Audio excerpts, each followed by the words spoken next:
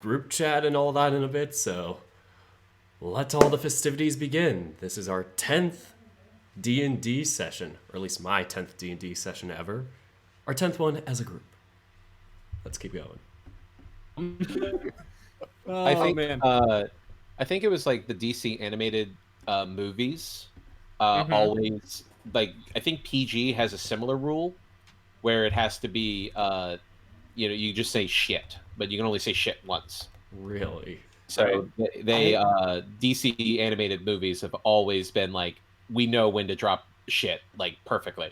Like I think Cyborg was like flying up in the air and he was like trying to get it up high enough to have the signal for a device that he was using. And he's just like, all right, I have signal now. And he clicks the button and it goes like beep beep, not enough power. And he's like, shit. Yeah. Oh yeah, yeah, I love those. I love that movie.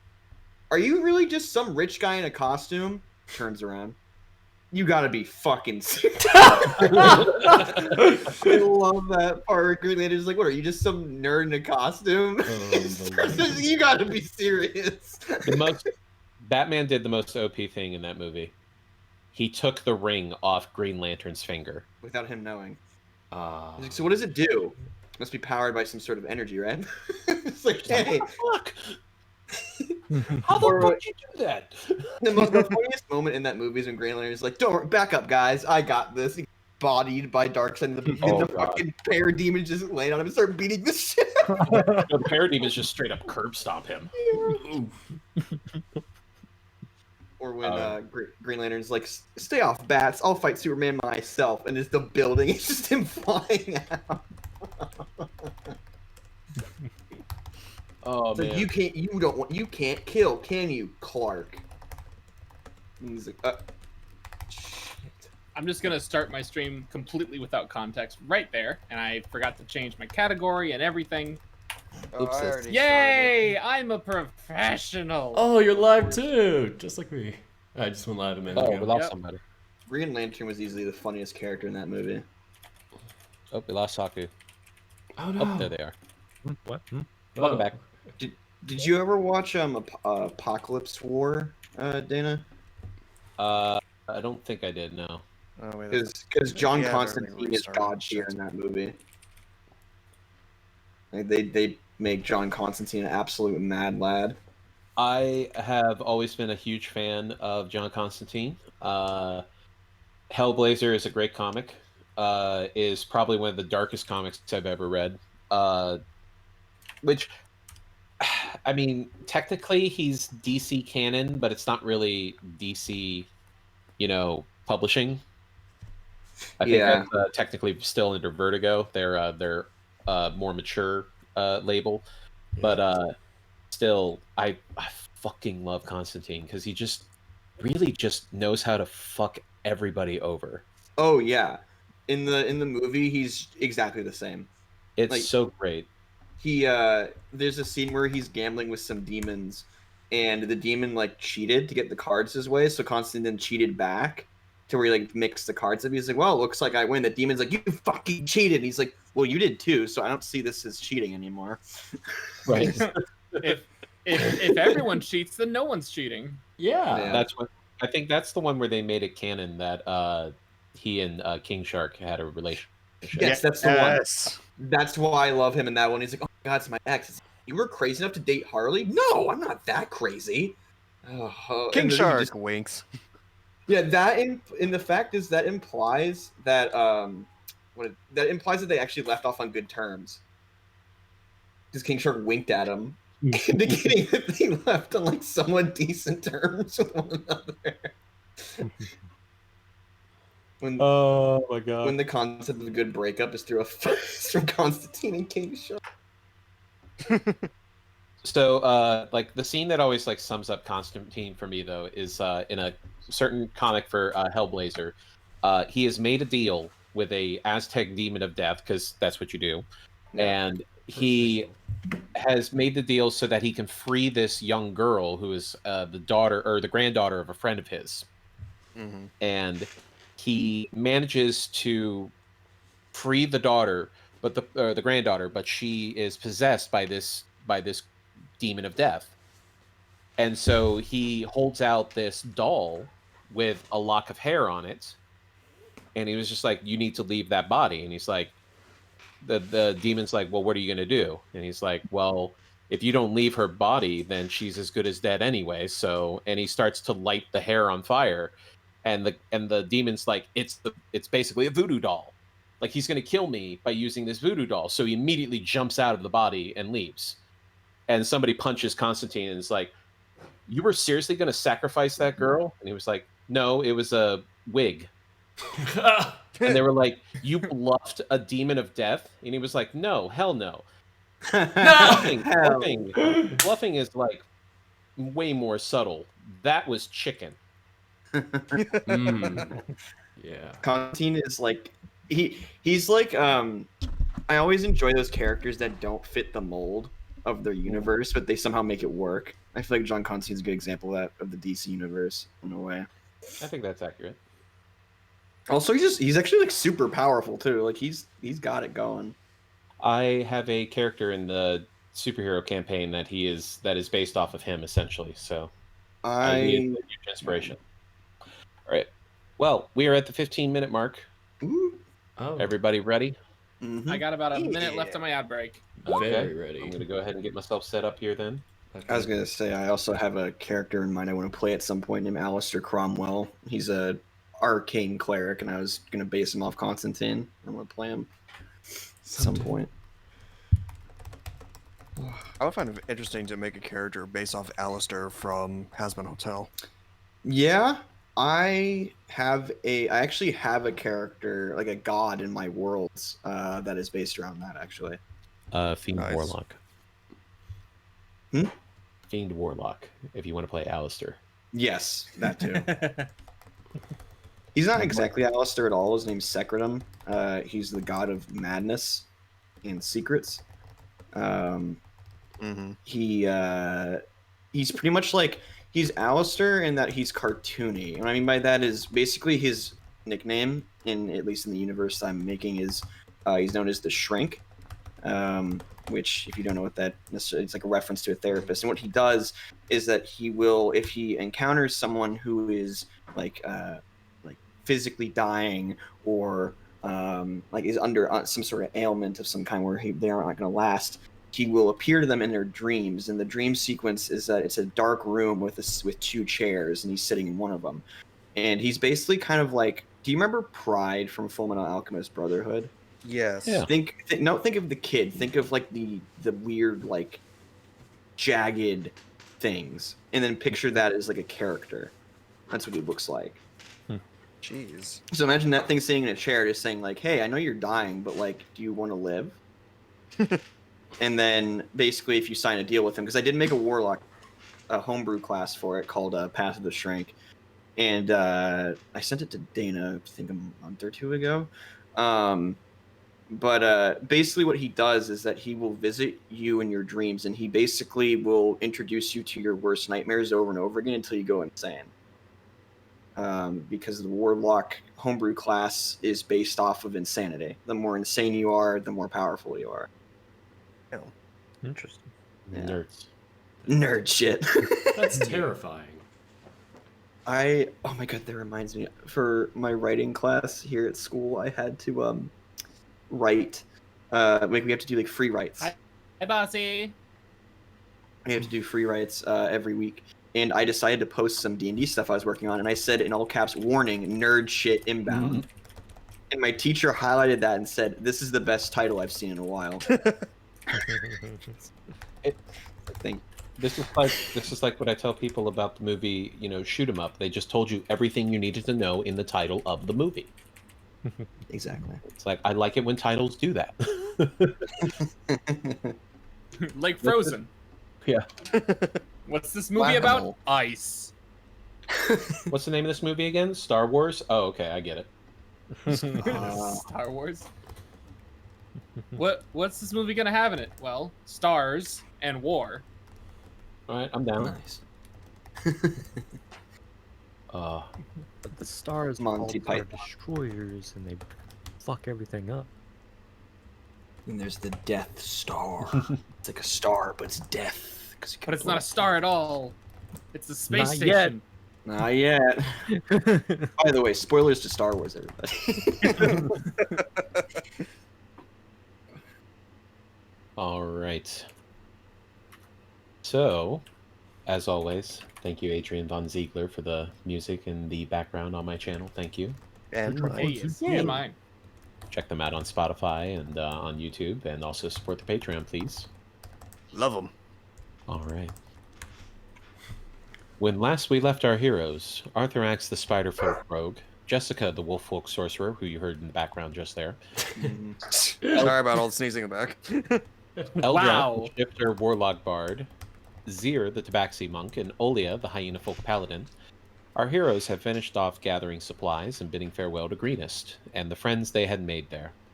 Urged on by Leosin Erlanthar, they set out on the tradeway towards El Turel to meet with Leosin and his friend Ontharr Froom of the Order of the Gauntlet. After a lengthy day of travel, they found themselves resting in the evening and ambushed by some very unfortunate bandits. And now, they get ready for another day of travel. So, Woo. it's bright and early. You're coming up to a fork in the road, and you'll be taking the northern fork that follows along the river and heading towards Burdusk. Well, what if we don't? I mean, that's your choice, but then You- bad things might happen. Really, man? Hey, I there's- knew someone was gonna do it. I just wasn't expecting it so quickly. when Your- there's your fork in God the might road, be you angry. get two choices. Let's That hope is you make true. the right choice. Three choices. Actually. You could And- just turn back around and So technically, we have 3 choices, but yeah, I mean, you could say a fourth choice is to just stay there forever. true. Well, okay, let's not go into some random tangential technicalities. existentialism. Like, wow, What this guy's is intense. choice? I say let's go through Burdusk. What? Just for the fuck of it. Just to see what happens. Let's go the direction we're supposed to go. Yeah, this isn't a game or anything, right? I vote Burdusk. Well, traveling along the tradeway for the next day is largely uneventful. It is a day of smooth travel, with the occasional pause for the horses to rest and to get out of the hot sun for a few minutes along the river. Yeah. Traveling in the shadows of the Sunset Mountains, you are approaching an increasing number of barges floating down the river from small mills and small trading depots. Sailors on these barges push against the riverbank with long poles as a group of burly men and women move the rudder back and forth on the stern. Coming up to a bend in the river, you see a city coming into view. Several wooden docks with cranes and massive pulley systems lifting cargo off the barges and onto carriages and wagons to be pulled through town. Other barges are hooked into an elaborate winching system to assist them through the rapids of the river further down. You can see burly and brawny horsefolk, half-orcs, humans, and wolffolk pulling on ropes to guide the barges, cranking handles attached to elaborate gear systems, and calling out orders and confirmations as they pull their respective ropes and crank their gears feverishly. You know, I just now realized I could have written that a lot better. It's okay. Anyway. Nobody's perfect. Creative interpretation. Several wolffolk stop to watch Jessica ride by on her horse. Oh, no. One or two whistling to get her attention as they flex their muscles. Well, it seems you had Jessica will some- probably just roll her eyes a little bit. You know, if you Arthur X just will. Oh. Go ahead. if you just flex your thighs, they'll turn their head the other way. Most Oh. definitely. I read it in a book. It's Arthur X will just pull his horse back to right next to Justin and just whisper, I don't know how wolf folks do it, but is this considered like a howling mating ritual or something? Don't you don't even need to ask about that. Zero Besides, they're not my flexes. type. What wrong fur color? No, arrogant idiots. Their tails are wagging crazily and their tongues are lolling out as they look dopily towards you until their boss yells at them to get back to work and they scramble back over to the ropes and to the gears. Looks like today's episode's a Jessica episode. Oh god. So as you approach the city proper, you see a large sign lit with magic permanent blue flames reading Burdusk, the Jewel of the Vale. The city of Burdusk seems to be a prosperous one, well guarded, and dependent on the river for trade. Walking through the cobbled streets on horseback, you can see multiple signs for trading companies and shipping companies. What Shitting companies? Shipping companies. You know, manure is a lot of is good business in the agricultural business. You understand? Oh god, I want to make a joke, but I don't want Nader Tot to come from my throat. Multiple types of inns are available, all of differing quality and cost. But sadly, all that you can find have no vacancy signs. Expected considering the level of traffic coming through the tradeway. Passing further on, however, just on the outskirts of the city and on the northern side, is an area for caravans and travelers to pitch tents and set up a camp in a fenced area. It would be an easy task to hitch up your horses and pitch your tents and lay out your beddings. Cool. I guess we should take a break here. Sounds good to me. That's for me. Just hope no wolves followed us on the way here.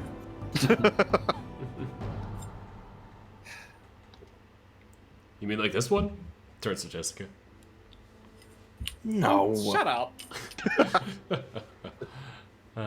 I can't give her a hard time because I was given a hard time and she protected me, so I will not say that.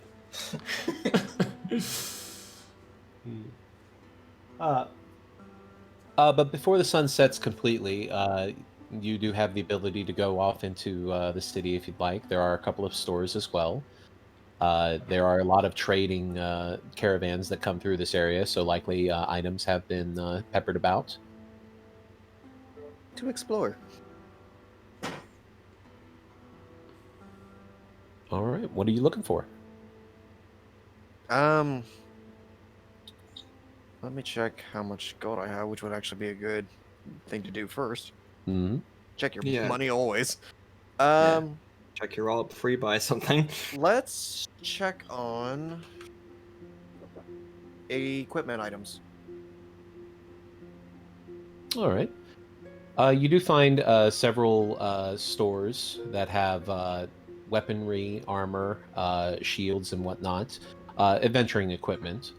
A lot of normal, mundane kind of items. But as you're passing further along, you do see a stall where there is a fat furbolg with broad shoulders and long flowing robes made of fine silk. And as you're walking by, he smiles, holds out his arms wide, and says, "My friend, you come to see what I have here? Come closer. I show you.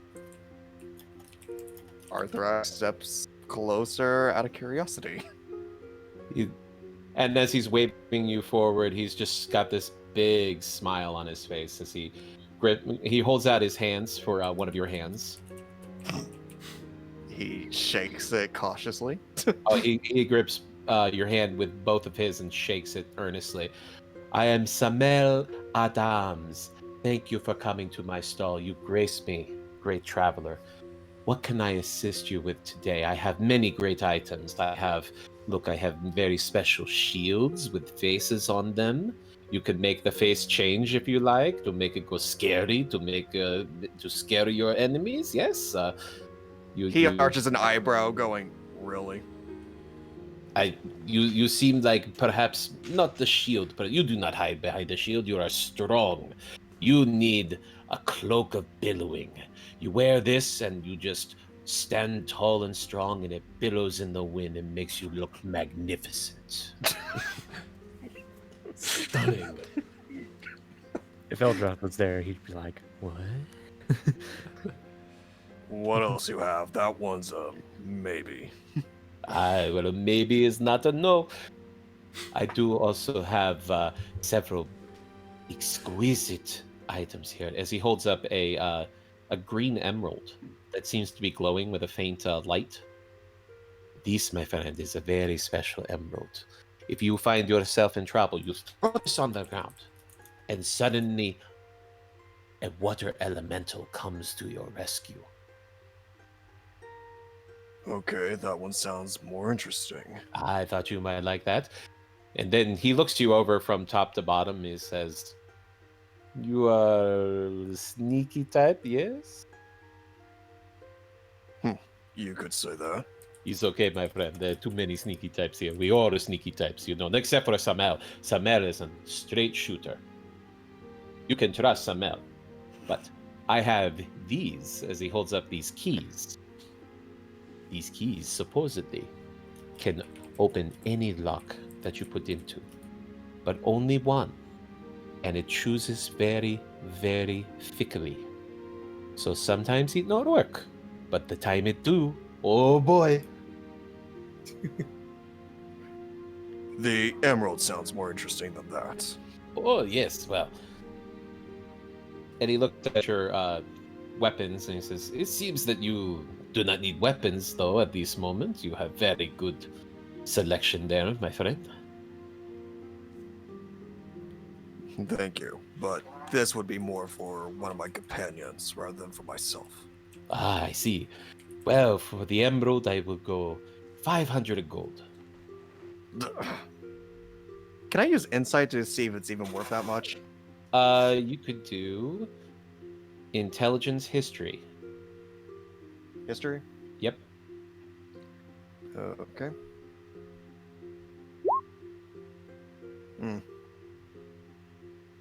Well, the emerald itself is probably not worth that much, but with the additional, water elemental inside, that seems about fair. You're not really sure how much it would, how difficult it would be to contain an elemental. You're not really a magic user yourself, but seems like it would be pretty difficult.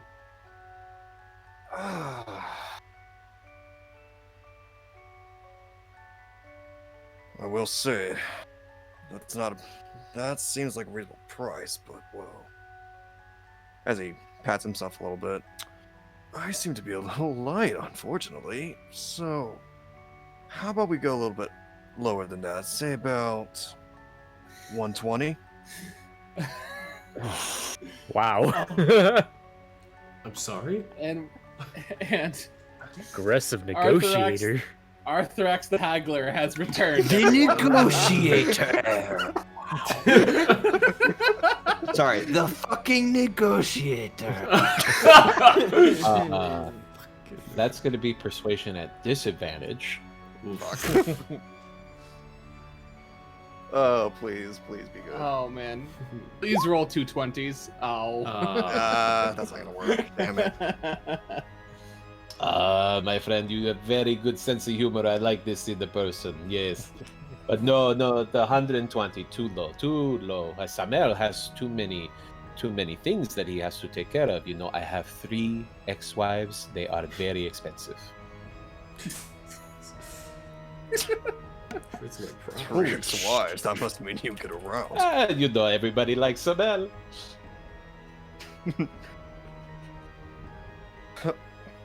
Whoa. I think it's the ears and the horns. Well, the horns are very nice, I will say. Thank you. I sharpen them every morning.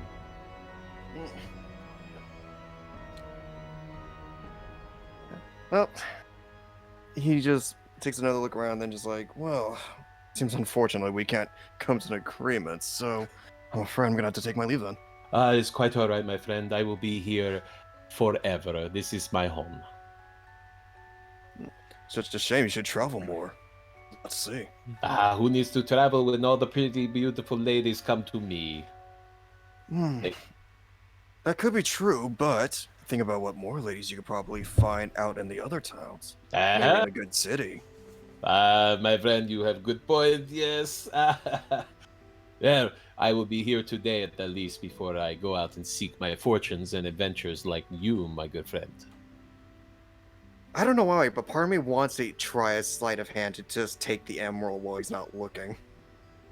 Of course. I mean, I won't stop you. You're more than welcome to try to do that. Oh, I am scared. Would it be a normal roll or a disadvantage, though?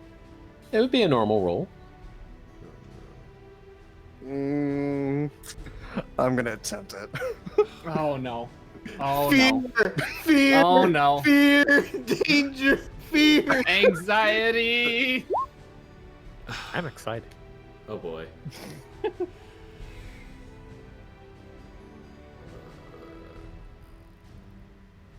So as he has his back turned, and holding out or rustling through a bag, and he comes back and holds out a nicely wrapped paper treat, like a little sweet. He says, "For you, my friend, because you have been such a pleasure." I appreciate it, thank you. I hope you do have a nice day yourself. I will certainly try my best. Thank you. And then he turns around and starts heading back to the others. All right. So, did I get the emerald? You did. What? Oh. No fucking way. Oh, Oh. Okay. No way. fucking. Oh my So, god. My heart as you're cannot walking take this away, right though, now. Oh. as you're walking away, though, Uh-oh. a guard walks up behind you and just puts his hand on your shoulder. Now, here's the thing, friend.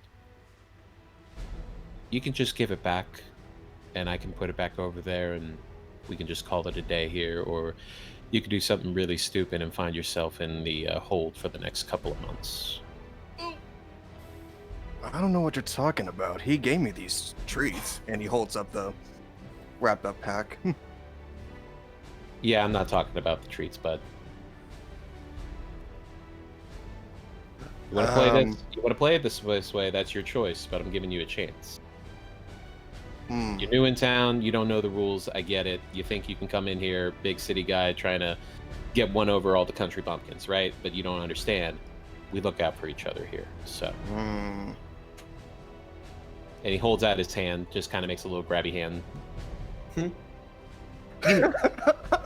Come on.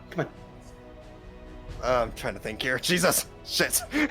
Just fucking give it to him. Give it back. It's not worth it. Don't make this harder than it has to be, please. Can I persuade him to look the other way? Oh my fucking god. Oh my god. Stop. How are you going to persuade him? He uses one of his hands to open up his satchel with his money and pulls out 60 gold Oh my god. Okay. and just holds it up to him, giving him the eye of, I will give you this if you look away. Go ahead and make the roll with disadvantage.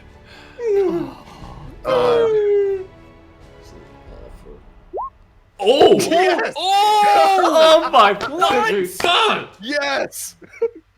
You see? Holy shit. Unbelievable. I hate this so much. As he's looking you over, and then looks down at the gold, and you can kind of see it going across his face that 60 gold is probably more money than he sees in like a year.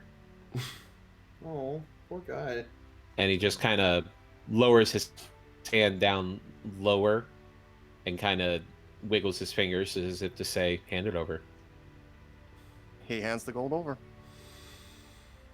Just don't let me see you again, okay? Oh my god. Not a problem. And he walked away. And he'll continue his walk back to the others while snacking on one of those I- treats. I fucking Chaos. I hate this. Never punished. Hey guys, I'm back, and I got something. Zir's ears perk up at the sound of something. Oh, what did you get? He walks over to Jessica and holds up the emerald for her. Oh. So, according to the salesman I got this from, if you're in need of trouble, Jessica, you can use this and it summons a elemental for you to aid. Got this from. Yeah, God. Zir. Out of character. I hate that you're putting me on the spot like this. They're so squishy, out of character. No, I understand that, and I, in character, Jessica's not going to, make any assumption. She'll take the gem, sort of inspect it, and be like, "Oh, thank Ooh, you. Very pretty. Here it is." How much was it? Details. Let's just say it's not really something to worry about. Plus, you give me a treat. You guys want some? What is it? What kind of treat? Dana? Just like a caramel. Ooh, did somebody say caramel? Well, he is very curious. That's good. And he holds it out for whoever wants to take some. Oh, I would like one, at least one. Snacks too. Zir will take one, sniff it. What does it smell like? Other than caramel. Don't say caramel. Don't do that to me.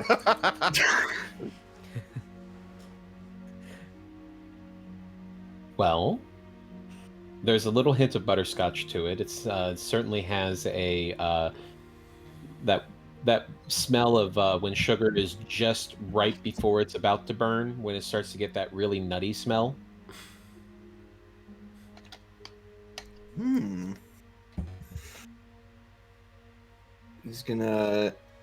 He'll take like one of those cat nibbles, the yum.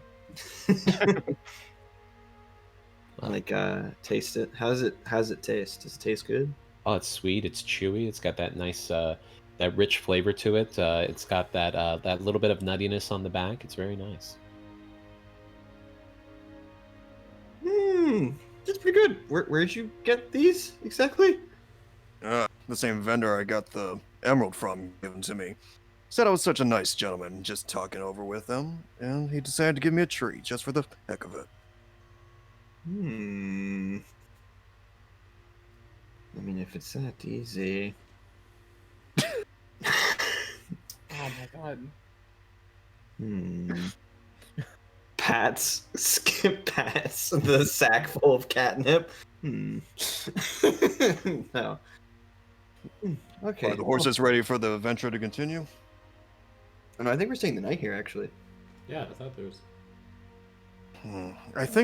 I think we can continue on a little bit longer, guys. Roll for What time is it? persuasion.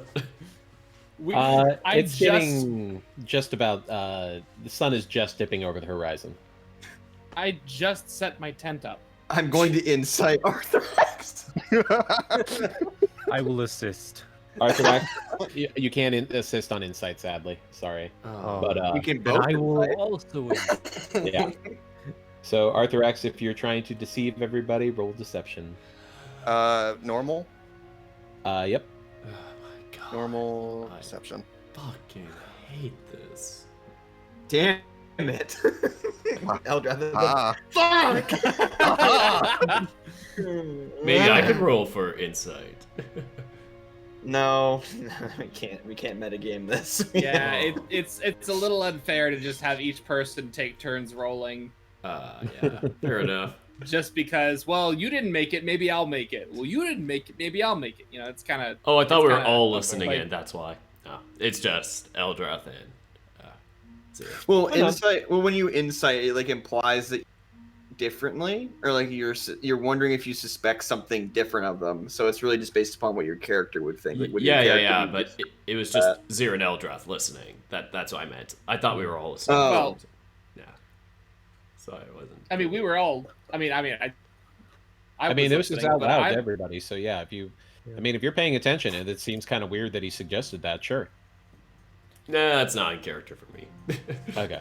Very. All good. I think it's getting late. I think we should stay here. The woods that are on the road aren't. Oh, the words escape me. It's not safe. Oh, come on. With 2 sets of Eldritch Blasts, a monk who can pretty much crack a skull, a hyena with a hammer like Thor himself, and, well, me and my dagger, I'm sure we can live another night out there. We could also go and. Ooh. I am going to reiterate, I just set my tent up and I am not taking it down again. I'll do it for you. We could also move into town and find an inn if you'd like. Let me put it this way. Someone I know who lived in this city had his life changed forever just because of those woods. Well, And then. he was more of an adventurer than all of us combined. So, So then let's get on par then. No. No. Let's stay. if you want to go into the woods, really want to go, I don't think they're buying it, Arthur X. I'm just gonna put my hand on my horse and be like, he's tired. He's a tired boy. I gotta You let him sure rest. it's Remember we rolled. I know. Or no, wait, was it a she? Shit. Yeah. oh No, my god, doesn't matter. You all specifically asked about your Okay. horse's gender. I forgot already. It's okay. I asked for the color of the horse, not the gender. Okay. But Eldrath decided to take it that step further. But I remember it being a white horse and it's female. Anyways, he puts a hand on the female horse of his. She's tired. I don't want to make her move anymore. He gives off just a deep sigh, just like, fine. But we'll set out early in the morning then. Zero. Yes, Captain. Ooh. Ooh. See, it's okay. No need to rush. It's not like we're running from anything. He doesn't react to that. He just grunts and just sets up his tent. All right. Anybody else have anything they'd like to handle before the night passes? I mean, I- the only thing I'd like to get from the city is, well, either find a way to get that silvered hand axe or something, and or some thieves' tools. But if that could be done on the next morning, then it's fine. I mean, we could go for late night shenanigans. I was looking to go shop. I mean, that's all. If you wanted to go out and get look around for people who might have items you're looking for, absolutely, this is a place to do it. I mean, there's lots of different types of items that come through here. It is a trading hub, so. Would you like to go, Zir? Zir gives the Shrek Puss in Boots look. It's at night. It's even more interesting. I would like to go. As Arthur X is setting up his tent, he looks over at Jessica. You may want to go too, Jessica. For all you know, we may find somebody connected with your father's business, get some answers. Fair point. I suppose I'll tag along as well. Ah. Oh no, no! But if I tag, that wasn't even what I was. That isn't even what I was. What I was knowing about was not the tag along bit. It was. It's the Three Stooges all over again. That's what I Yeah. thought it was. They're Fuck. actually evil. Well, to give you a Oh, I thought you were. to give I thought you were laughing at the fact that I said tag along, like Dana's tagline. No. I was laughing at that. But to add to that, technically speaking, it would be good for you to go with the Three Stooges because that means Eldrath and Zir are out on their own without supervision. That's very dangerous. Jessica will just yeah. I should probably watch out for these two. All right, I'll go. I solemnly swear that I will only pull a little bit of mischief. Oh dear. Zero will Keep- check behind Eldrath's back if he has his fingers crossed. No, his hands are wide out in front of him. Just be smart. These people don't know us like the people of Greenest do. We don't need to cause a riot. Okay? Already ahead of you. And Eldrath uses Mask of Many Faces and is just his human-looking self. No dragonborn features. Thank you for clarifying. Jessica looks him up and down, goes, all right, I think that'll work. Zero will also put his hood down instead of, he usually has it up as I was this time. Just to not be the mysterious edgelord walking around. All right, shopping it is, friends. All right. And out they go. Yay. So, who wanted to start first? I think Eldrath, you can go first since you were the one who wanted to do this. All right. Eldrath, go ahead and make a investigation or perception check. Okie dokie. Which one's better for me? Perception. Looking around, you can certainly find things that might be in thieves' tools, but as far as finding a full set of items that you could use, doesn't appear that anybody is selling those. It does seem as if they're missing on purpose. Would it be possible to slightly persuade or ask someone? I I don't know any thieves' cant, obviously. Yep. But Eldrath will do his best. Well, across the tradeway, or rather through the corridor way here, you can hear over top of everybody somebody yelling out as people pass by, making a large You commotion. cut out. Yeah, you can. Yeah, said- Discord ate everything you did. Well, you hear the voice crying out above, "My friend!" I cut out partly this time too. As you hear the voice of a very loud and boisterous person crying out over the crowd, trying to draw your attention inward. As people pass him by and he waves at them, "Okay, my friend, you come back later, yes? All right." And as you are walking past you, he makes eye contact with you and he says, "Oh, my fine human friend, look at you. Oh, that smooth skin. How do you even go out into the sun without getting a burn?"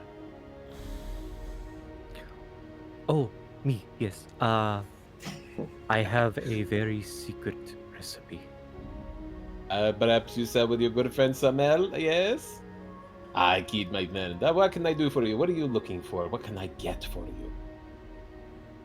Oh, well, what kind of shop do you have? My friend Samel sells everything. If he do not have it in stock, he can get it for you. Okay. I'm looking for something that could open many new passages. Ah, I see. Yes, my friend, I know exactly what you need. As he bends over and picks up a cloak off of his table. This, my friend, is a cloak of billowing. You put it on and you say the magic word and it waves and makes you look magnificent. It will open many doors for you, my friend.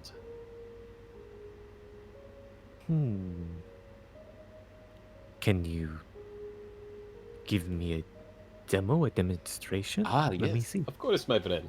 As he puts it on over top of him, he's a big man, very, very chubby, very tall. So it doesn't exactly fit him perfectly. Yeah. It's a little short on him. But then as he stands with his hands on his hips, and looking very proud, puffing his chest out a little bit, Mm-hmm. and he just says a magic word in Sylvan as the cape just starts slowly billowing in the air behind him. And you have to admit, it does look pretty majestic. Do I recognize what he said? Because I believe, yeah, Eldrath does know Sylvan. Basically the word for flow. Oh, okay. Oh. I mean, I want it. I do. It wasn't exactly what I was looking for. I was implying more of a physical opening of passages. Oh, as he kind of leans in, he says, "You sneaky type, yes? Oh, absolutely. My friend, I have something just for you." And he reaches behind his stall and pulls out a box.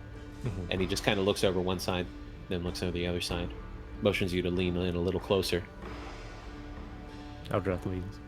And he opens it up, and inside you can see a perfectly well-kept set of thieves' tools. Yes, these just came into my possession. The perfectly legal reasons, of course.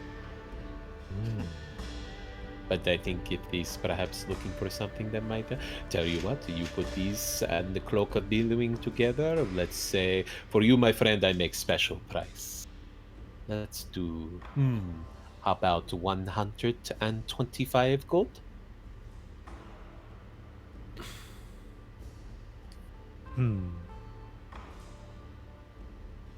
Make it 100 and we have a deal. Oh, go ahead and roll persuasion. Actually, Jessica will step in and say, "You know what? I'll pay the difference. Let me wear that cloak every once in a while, and I'll pay the other 25." I have another counter offer to your offer. Yes, my friend. And then I look back to Mr. I'm gonna say it because I have to, as Yeah. Eldrath. He goes and looks back to the merchant, Mr. Smelly. I will play you your song if you want across this entire city for 90 gold.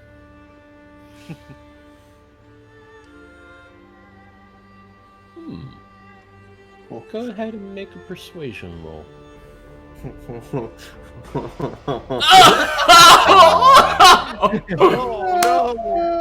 was pulling for you. I really was. Oh no! Please. That's unfortunate. That's right. So Mel just kind of laughs and slaps your arm. And he's like, my friends, the ladies already know Samel. They know me all over the city, my friend. No need for you to sing my praises. The ladies do it for me. That is quite understandable. Yes, it is. Especially you spend the night with Samel. But yes, no, I 125 will have to be my bottom. God damn it, Sako. You seem troubled. Is something the matter?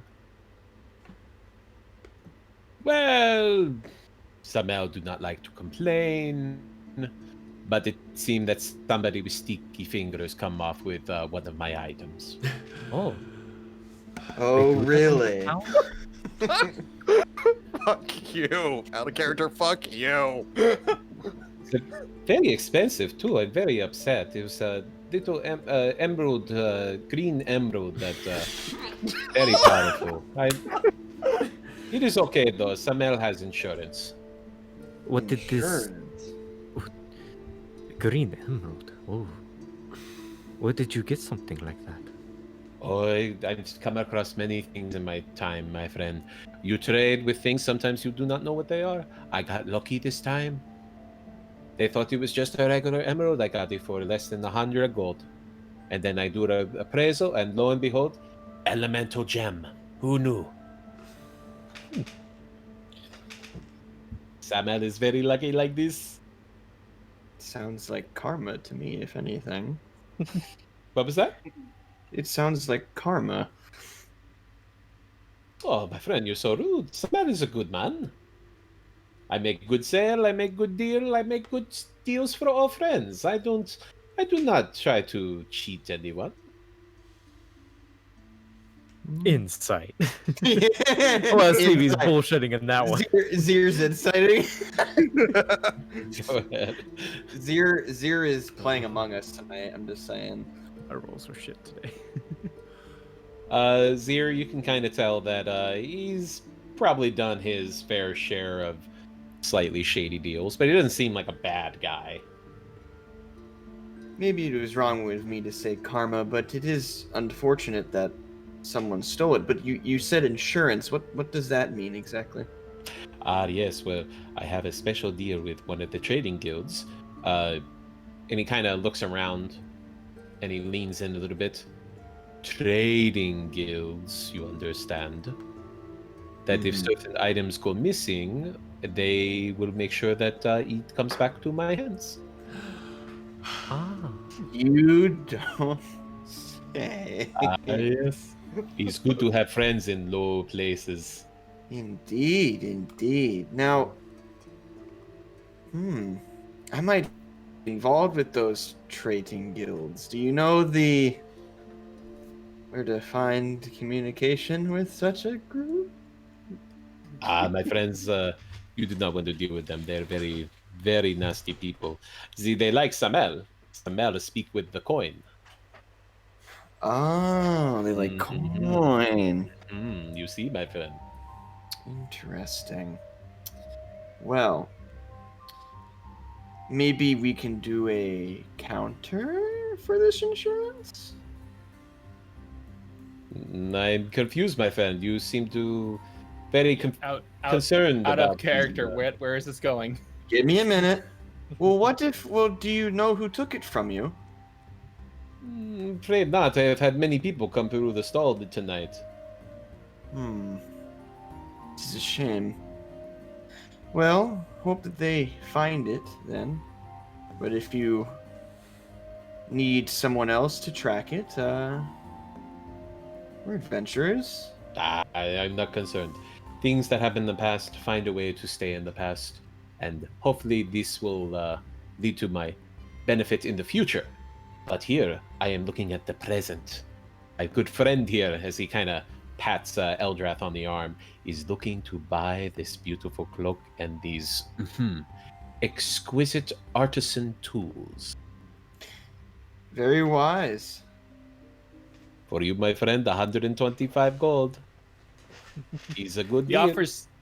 the offer's still on the table. I'll pay the extra 25. Okay. Hands over 100 gold.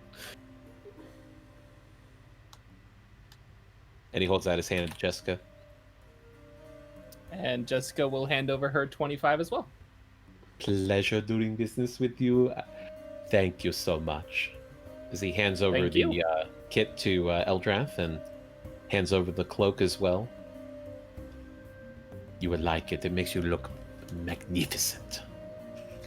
Eldrath immediately puts it on and says, "Flow in Sylvan." As the cloak just slowly, as if a small gentle breeze has caught it and flicks a little bit in the wind, whipping around towards the back.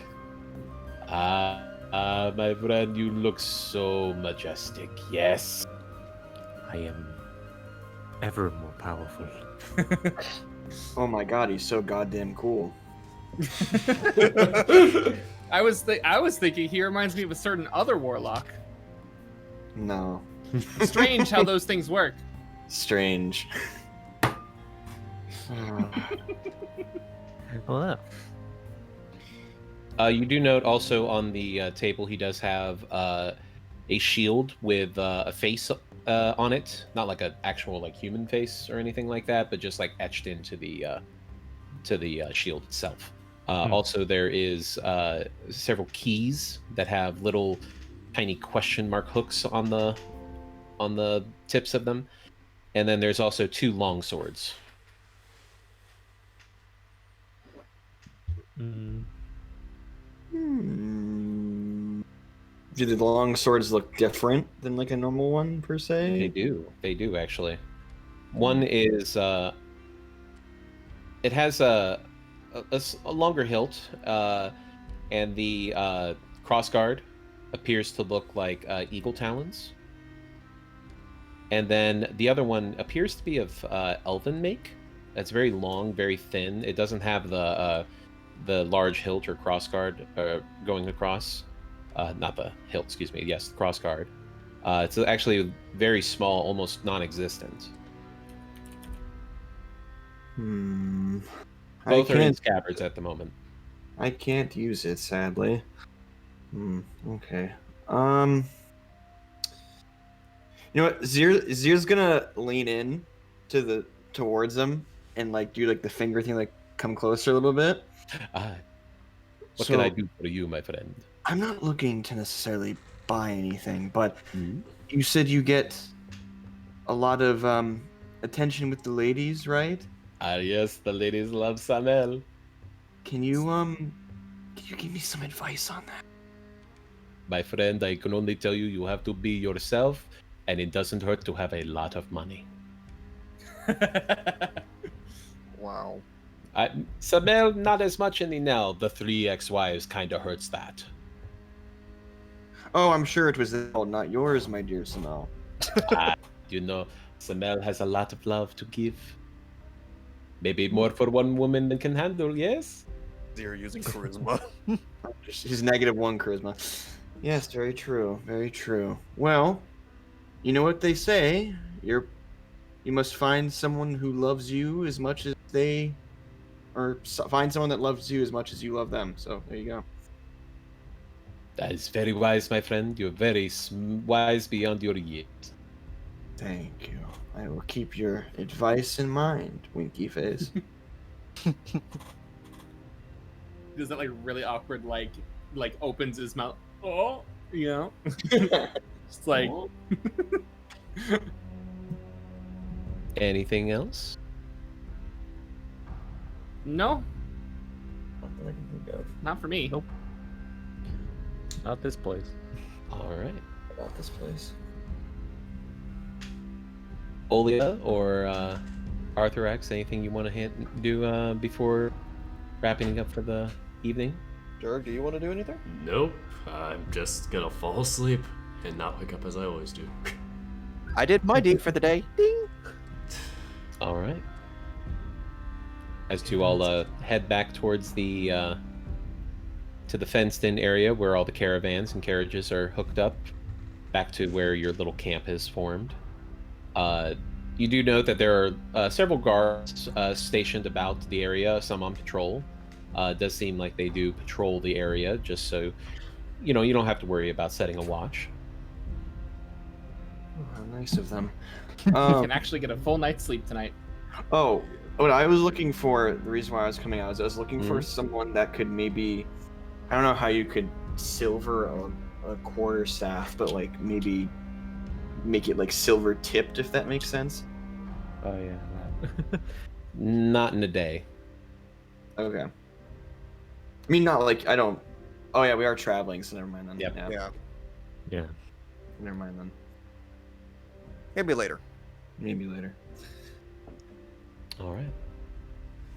As you all settle down for the evening, and the evening goes by uneventfully, as you all gain the benefits of a long rest. Hey. Hooray! Nice. Then, as you get up in the morning and start, packing up everything, getting breakfast out, feeding the horses, making sure their bridles are all firmly attached, saddles are on, getting ready for the travel out for the day. Yay. extra early, just like Arthrax wanted. Yeah. Mhm. Meanwhile, while everybody is still trying to drag themselves out of their sleeping bags and, whipping up some tea or some coffee, and Arthrax already just like rolling everything up and putting it on his horse, like, "Come on, guys!" Guys, you guys tired? No, I'm not tired. I slept. Oh, I slept great. It's great. Yeah, let's go. I slept like a black widow. Jessica will just raise one eyebrow at Arthrax a bit knowingly and intentionally take her time with her morning coffee.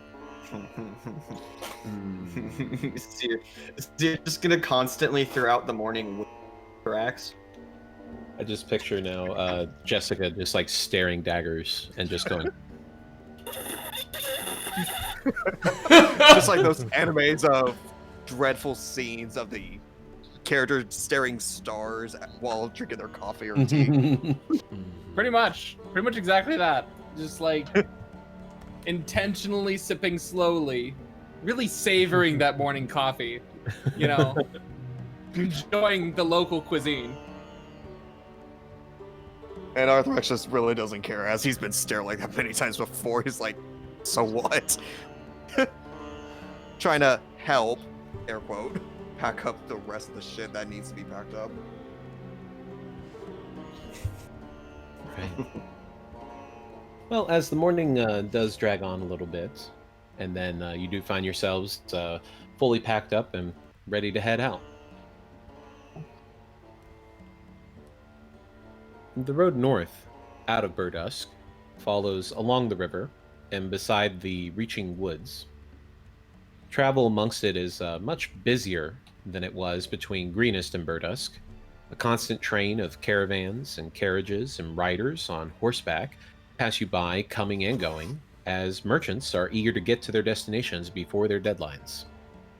It is a bright, sunny day again, and the trail is full, making the day pass by so quickly that before you know it, you are approaching another city. Okay.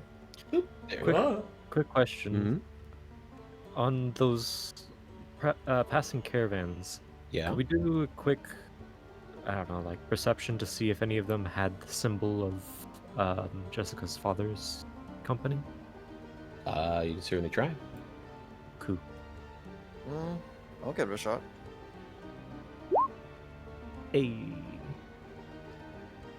Finally, a good roll. I know.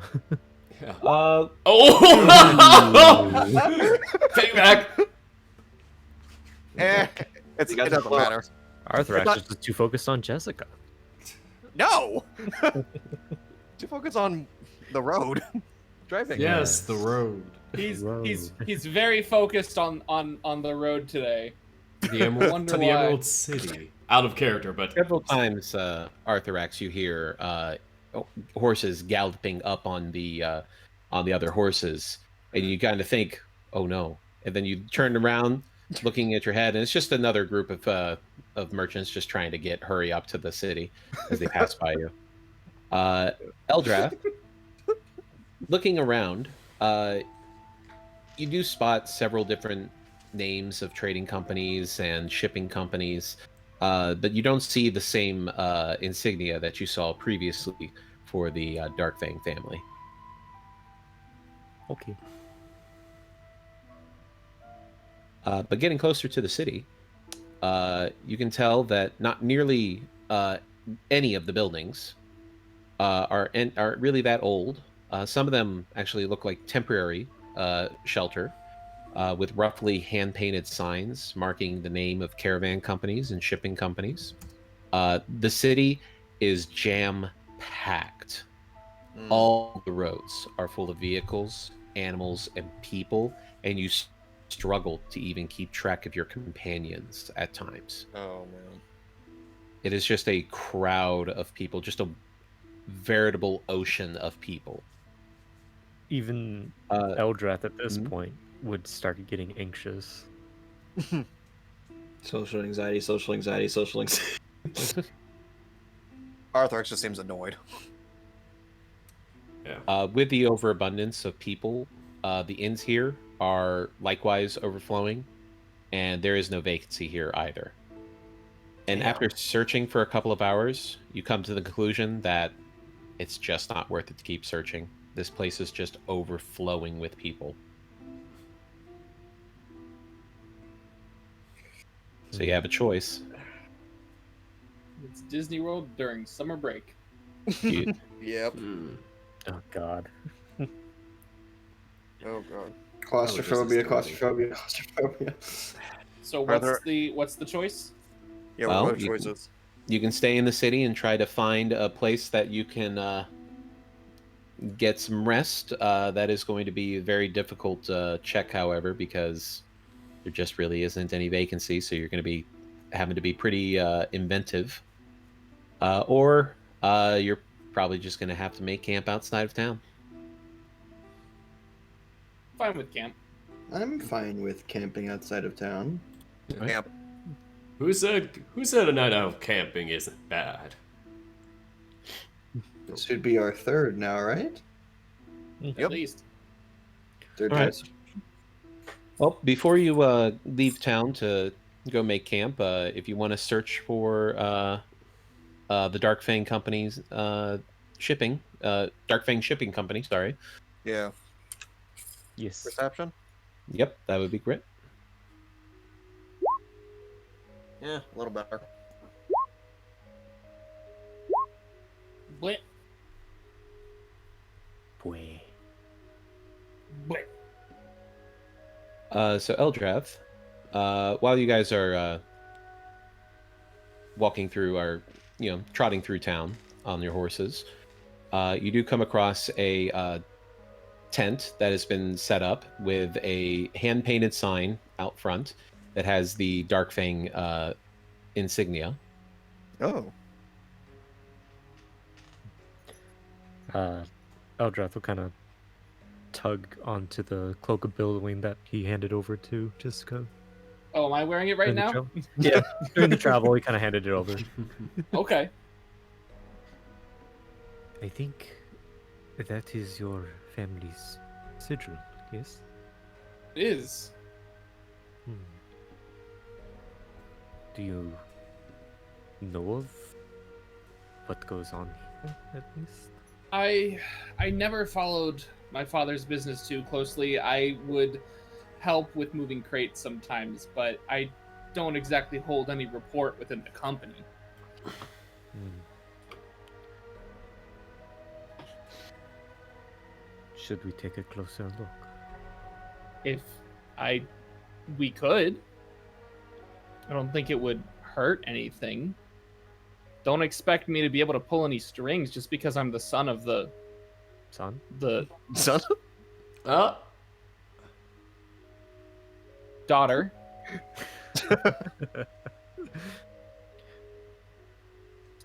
Raises Just an because I'm the eyebrow. daughter of the CEO or whatever the fantasy equivalent of a CEO, the business owner, The owner, yeah. the owner. Just because I'm the daughter of the owner doesn't mean I'm gonna be able to make anything happen. There are several ways to make things happen. I am not going to try and what's the fuck? Brain, come on, brain, please. What letter I- does it begin with? Out of character. Didn't you do something like that with one of the cultists? What? It's a deuce. That was a life and death situation, however. Yeah, that was accidental, remember? And I was trying to God, for some stupid reason my brain latched onto seduce and I'm like, no, that's not the word I'm looking for. Deceive. I'm not going to try to deceive or do anything untoward to my own father's company. No. No matter what kind of business they're in? My dad said he stopped doing these. I don't know how old those shipments were from the cave. That wasn't anything new. Like that was a while ago. True. And it is possible that they were stolen. True. Yeah.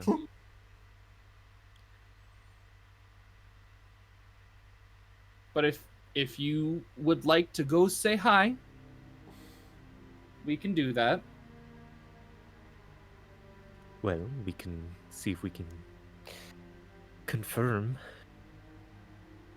Okay. So uh, the only reason I even ended up knowing about any of this was after we had that assassination attempt. All right? And she's speaking low to him at this point. Like, look, the only reason I even found out that he was doing any of this was because they tried to assassinate him. I don't think the majority of the company knows anything about anything illicit that they're shipping. So don't open your mouth and put people at risk. Please. The only thing that I wanted to ask is to see if any of their shipments had been stolen recently. Okay. And who But- is they that to assassinate your father? The cult. Like out of character, the cult. The cult tried to assassinate him. Okay. And that's where like he confessed to the family, yes, I was doing things I shouldn't. They were trying to, wipe tie off loose ends, but I did it with intent to help my own business and help my own family, yada yada yada yada. Good intentions, poor choices, right? So we were lucky enough to survive the assassination attempt, but it wasn't anything that was ever made public outside of immediate family. Okay. So just don't. I just worry about, asking too many questions, raising suspicions, things like that. Well, if it would make you feel better, I can change my face. I mean, if the daughter of the business owner walks in and starts asking questions like that, it could be weird. Could just wait out here. True.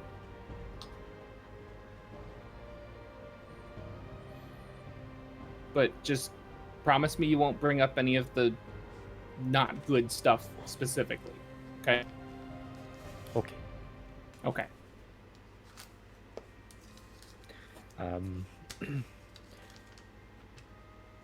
Eldrath will kind of go into a more, well, I don't know how. No, it's still pretty busy out there right now, right? Oh yeah, there's a Okay. crowd of people. Yeah. He will kind of just quickly glance to make sure he's not really being looked at, and use the Mask of Many Faces to make him look more of like a older, tan-skinned merchant. Nothing fancy, just just Okay. he's been around for a while. That kind of look. All right. And then I'll enter the Dark Fang's, I guess, office. Is this what this is? No, it's just a tent. There is a person inside, however. There is a foxhole sitting at a desk. He is wearing very nice, almost like Victorian style clothing with stiff collars, but no tie or anything of that nature. It's a But mobile really office. nice vest.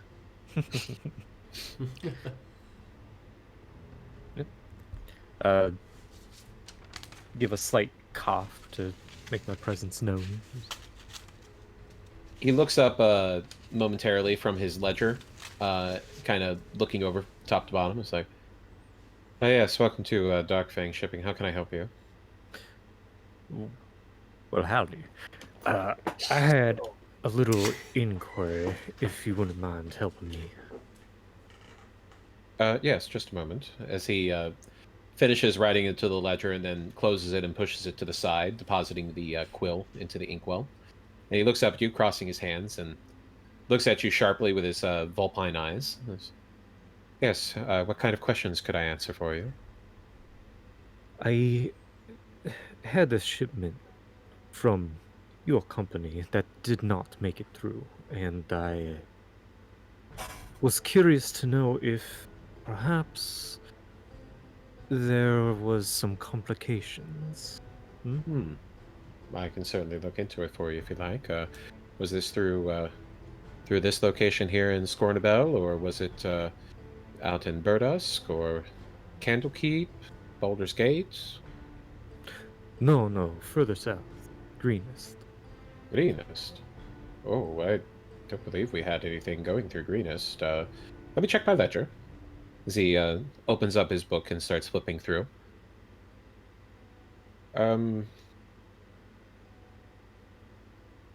Well, we did actually have one caravan going through that area, but it seems that there was a report of an attack.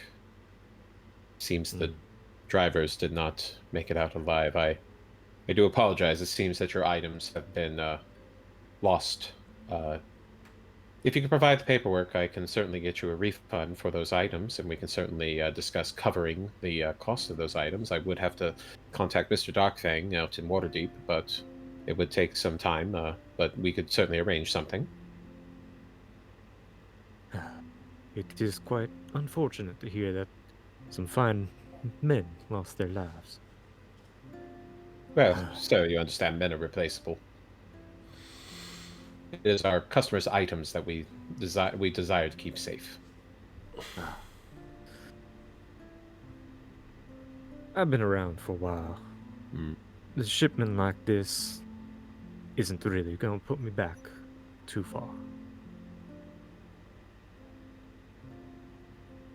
I see. I just wanted to confirm. And Eldrath will bow and make his way out. Yes, well, if you change your mind about the refund, please, we will always be here for you, sir. Your name again? Tim. Tin. Tim. Tin. Just Tin? Yes. I see.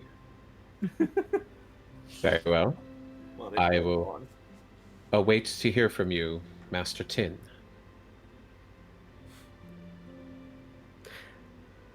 Walks out. Bye. Before we do anything else, can I do a perception check to see if Javier is probably in the crowd or something? God damn it. Yeah, you can. Why the hell not? Oh. Damn. Don't see a lot of rat folk in the crowd. It's worth a shot to find that sneaky rat. You never know. Maybe in the next town. Maybe.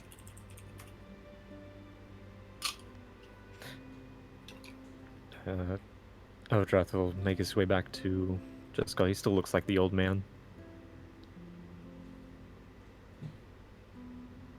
Any luck? And Well, I do say, she'll probably she'll probably start moving away from the tent, not wanting to be noticed by anyone who might recognize her. he'll basically just keep up the act, but he'll explain that there was a shipment heading to Greenest that was attacked. Okay. It's possible that Yeah, So- that might be the one we found. Okay, so good to know he wasn't dealing directly, or at least didn't know he was dealing directly with them. Could be they set it up so that he would deliver the package and then they attack the caravan to get it. Like you know what I mean? Like a cover business to put the order in and move the items, and then they came in and snatched it. Fuck. All right. I know he's not like no, my dad. He wouldn't actually willingly help these psychopaths. But that's so. If nothing else, that's good confirmation, I think. Don't worry, lass. I agree.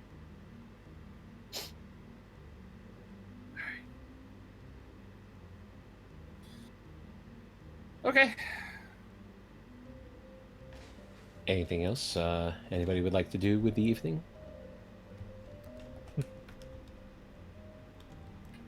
Don't believe so. I'm ready to set up tent. All right. As you head further north out of the city of Scornabel, and actually start heading west, following along the path that would take you to El Terrell. You do travel for just a little bit, not too long, just enough to get out of the city and away from the main crowd, essentially. But you do find a clearing near the road, along the river. A good place for the horses to stop and get some rest and get some water, and good place for you guys to settle down for the evening. All right. Gotta feed them again.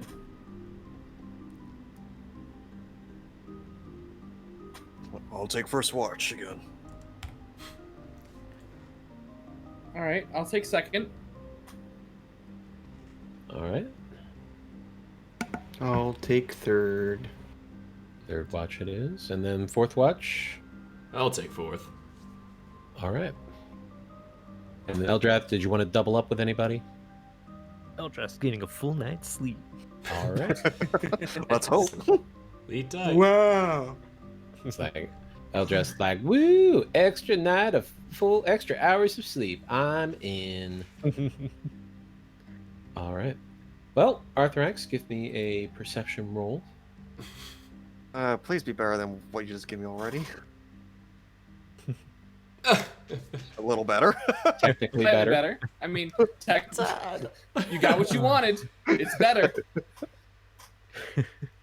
So looking around as everybody sets up their tents and gets gets the fire started and working on that, and you're just kind of standing up, wandering around, kind of looking around the perimeter, just making sure that everything is you know where everything is in case somebody tries to pull a fast one on you. You do hear some chatter as people do walk along the path towards Scornabel. Several drunks coming out of the woods after seemingly having relations. Yay. As they wander back into the city, but otherwise nothing really exciting happening on your watch. He just watches the two and just shakes his head like, really? This far out? Front of my salad. The Reaching Woods, also known as the Reach Around Woods. God damn it.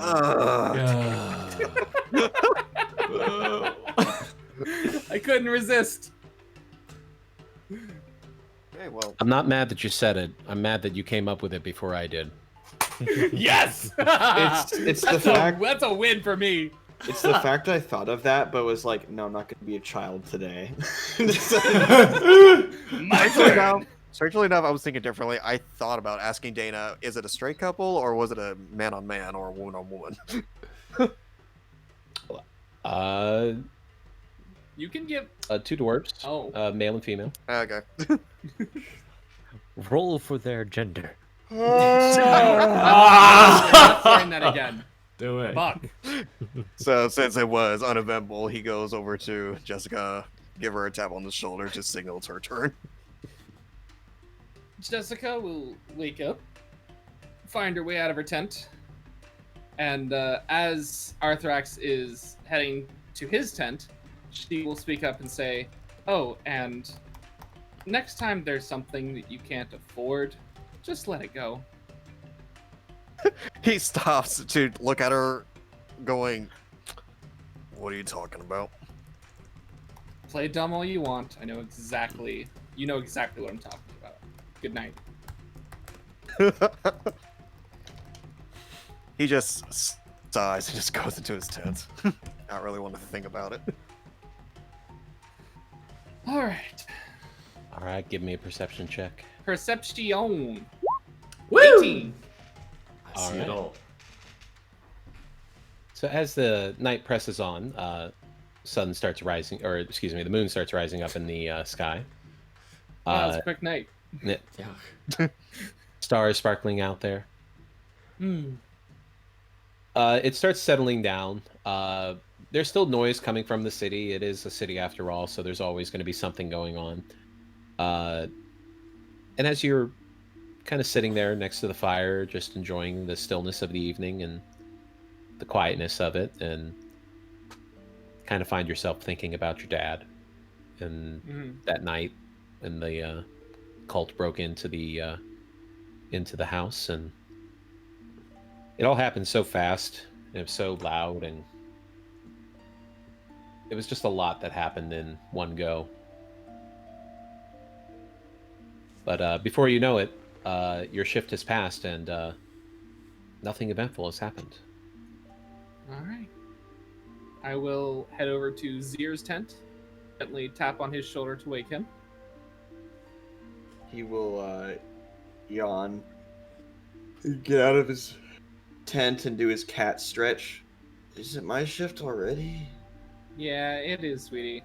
Shouldn't be too bad. It's been pretty quiet so far. Well, the last time I was out on watch, that's when things got loud.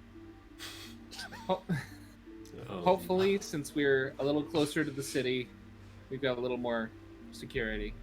But we're all here, so long as you can wake us, and good luck waking the hyena once it's his turn. Yeah, I'll go for everyone else first. Sound of power snoring coming from Olia's tent. Yeah. Yeah. All right.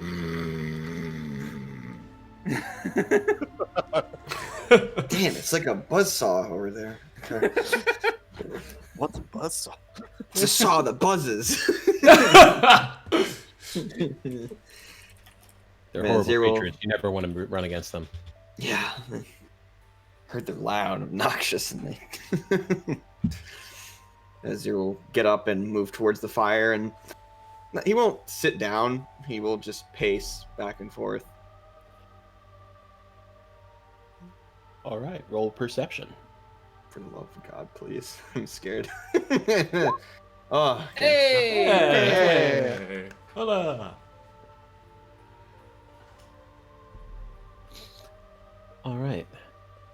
So, as you're walking about, looking around, and just kind of keeping your eyes and ears swiveling about, looking for everything, you hear the horses making a little bit of noise, and it doesn't seem like they're in any trouble or anything. It just seems that something's caught their attention, and they're a little bit excited about it. He's gonna walk over to the horses and put a hand on his horse's mane. Hey, what's wrong? What's up? Looking out into the river, you can see several fish just trying to jumping out of the water, landing with loud splashes as they come across the rapids in the river, just trying to jump up and over those little areas where there's a little bit of interference. And the horses are just kind of like surprised every time they jump out of the water. They make a loud slapping noise as they come back in and hit on the water. He'll watch the fish for a little bit and just kind of have an existential crisis, staring at the fishes struggling to jump to their next location to live. And they'll This just reminds me of my training. jump Magic orb, in. you splash. Yeah, he'll think back to his training when he had to carry a rock behind his back and jump up small hills and having to need hairball whenever he was tired. And needs Your to have calves something. ache just thinking about it. Yeah. He gets sudden like he looks down at his legs. It's just like, oh my god, you've been through hell. I'm so sorry. And he'll just look at the fish a little bit more and just look at them go. Like, huh. You know, nature is pretty interesting, isn't it? He's talking to himself out loud to the horse. He's just that weird. Yes, exactly. See, you get me. You get me. As he pats his mane. Pats her mane. Are you sure? I'm sure about that. Yes. Alright, well, if it was just a little bit of fish, I'll head back. Just enjoy the scenery, I suppose. All right. Well, the rest of the evening goes by quietly for you. Alright, and he will... Oh, I just remembered who has to wake up. He's going to wander over to the tent that Oya is in. He's gonna... How do I do this? He's gonna do the cat thing where he's gonna smack you in the face with his paw. Like, Oya. Oya. Oya. Do I have to roll for yeah. perception? Out of character, but do I have to roll for perception to see if I wake up this time? No. He is directly shaking you awake. Different from yelling across the field of battle. What's up? Hey. It's your Oh. turn, big guy. Oh, thanks. It's the least I could do for you after what happened last time. Anyway, It's okay. But yes, enjoy your watch. The horses were watching some fish, so if they make some noise, it's just the fish, I would assume. But other than that, everything's been quiet. all right. Fish and horses. All right. Have a good night, Zir. Of course. And he will go back to his sleeping bag, get in it, and then do like a weird cat spin thing, even though he's laying down. Go to sleep. All right. Just gonna Oh, walk yeah. in a circle a little bit, get comfy. Yeah. Roll me some perception, Olia. Oh boy, this is gonna be great. I got a lot. Oh no, wait, perception. I was about to do persuasion. I'm like, sweet, I have +5. Nope, not. Okay. Can't be that bad, right? So as you're, sitting by the fire, watching, as the evening stretches on, it's very quiet out. It's very still, actually. The horses have settled down and are now sleeping. Everybody else is quietly sleeping as well. And you find it's just kind of boring, just not a lot going on. And then as you're sitting there, you see something jump across your field of view Oh. and turn quickly to look, and you see a frog Oh. as it stares at you. I got my eye on you. Waves pulls up the hammer. As soon as the hammer comes out, it turns around and starts hopping away. Thought so. That's right, you better run. Comes back, big brother, toad, and 10 feet tall. Yep. Who will win, a the- big hyena boy or some frog? But after you scare away the frog, keeping your warhammer nearby, As always. you get the joy of watching the sun start to rise as the sky begins to light up slightly blue and then slowly starts to set ablaze with red and orange and purple as the sun starts peeking up over the horizon. Righty. How beautiful. And you've made it through the night. So, should I wake everybody up? That's about that time. Oh man, if I had a pen or something like that, I would do that meme. This is totally out of character, but you know that meme where the woman's like, "I don't get no sleep because of y'all. Now you'll never get no sleep because of me." I mean, Y'all not no get sleep because of me. you do have a shield. Oh god. Oh. So tempting to do that. You have a hammer and a shield. I'm gonna say something else when I do it though. I'm just gonna clamp the shield on the hammer. Wakey, wakey, eggs and bakey. As Whatever. you all are sleeping in your wonderful dreamlands, then just start hearing clang, clang, clang as Olia starts waking everybody up. No, the bandits are here. Eldritch Blast! Eldritch Blast. So a beam of energy just comes flying out of Eldred's tent. Right there. What? Sleep well. Oh, Whoa, okay, it's not bandits. Okay. Are you It's just. Arthrax just are you rolls trying over. to wake up the entire city, Olia? Might as well do a noble service. Arthrax just rolls over in his tent. Zir will climb out of his position, even though he's only been in it for 4 hours, not enough for his sleep, and he's gonna once again do his cat stretch and just be like, stretch down dog. I mean down cat, and sun. with thaumaturgy, I'm gonna make Arthrax's tent smell like ass. What? You are.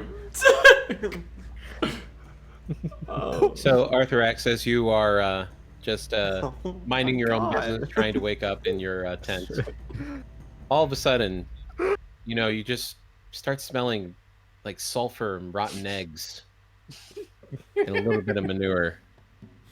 And it starts getting more and more intense as it just fills your entire tent. He will wake up and jump out of the tent. What the fuck? What? What's wrong? Okay. Who made my tent smell like that? There was no one else in your tent. You're really gonna try that, are you? Roll deception. Whoever smells it dealt it.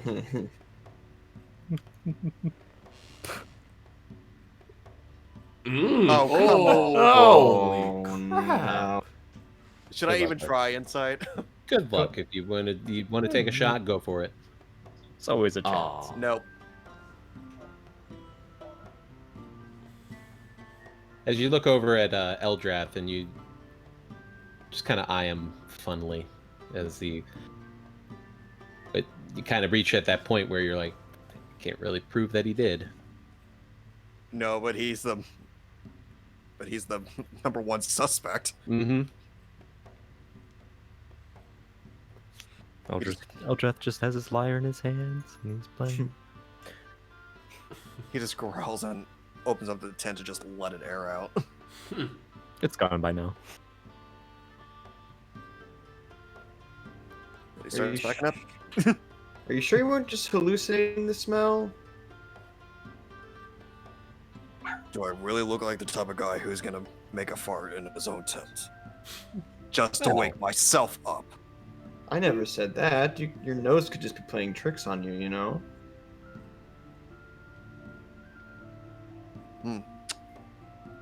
You know what? Maybe I kept one of those papers of yours. Should I probably show it to the rest of the town? You could if you'd like. Maybe go to a certain merchant a town away. I'm sure he'd love to see it again. See you again. Wink. Yeah, it's too half the early for all this. Jessica Yeah. is just ignoring all of them, trying to warm up some coffee over what remains of the campfire. Arthrax has half the mind to use his dagger, but he just holds himself back just a little bit. Well, as everybody prepares themselves and gets ready, we will go ahead and take a short break here. Okay. Hey. Since we are going to be on slightly shorter of a session today, just because of the late start time, but that's okay. Yeah. Yeah. Sorry about Oh, that. good. All right. Just work. Well, Well, I you're can go fine. grab myself a drink. Don't apologize. Don't worry about it. Be right back. All right. Yeah, you're good, man. Life happens. The viewers get D&D 2 weeks in a row. That's tough. Yeah, that's Yeah. gonna be a blast. That's a long All right, I gotta get It- myself I mean- some dinner quickly. An Eldritch Blast. All right, guys, we'll be right back. Don't go anywhere.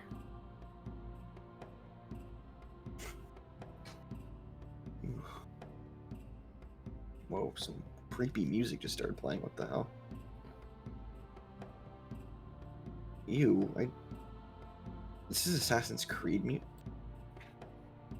Wait. Is that from your own music, or? Yeah. Yeah, I had a playlist going called Medieval Chill, and it just started playing Assassin's Creed Revelation music, but it's like, it's called The Traitor. I'm like, this does not Cool. fit the vibe of chill, but okay. It's like, it's like something from The Shining. Jesus. I will say I am very impressed how well that taking the gem went. I'm not sure it went very well now that they referenced that he has insurance. The Oh, re- it's the not reason- that bad. Well, the reason why I was trying to talk to him about, like, going after you is because I don't want a trading guild, in quotation marks, hunting us. Because that might be what's happening. So I'm kind of like, okay, maybe if I can convince him that I hunt you, then we don't get hunters on our back, that'd be great. I got Thieves' Camp. We'll be fine. I'll just code us out of this. What? We can't thieves guild our way out of a dagger, dude. We can't do that. As my master once said, fight dagger with dagger. And then twist their necks apart. That's my job. No, yours is punching and crushing. I've put people's necks on a swivel. But My ears can do it, so can their necks. But let's also think of it this way. Jessica now has a friend to help her. If she need it. We could use it on the trading guild. That too. Just use the item, but that makes the purpose of getting it useless, because then we used it to cover what we cost us to steal it. It's just a waste all around, a waste of 60 gold. That's a steal. Literally. I mean, yeah, that was a great steal, and trust me, that guy is also, because he can't really complain about having that thing stolen if he's the one that copped it out of another guy's hands for 1/5 of the price. Yeah.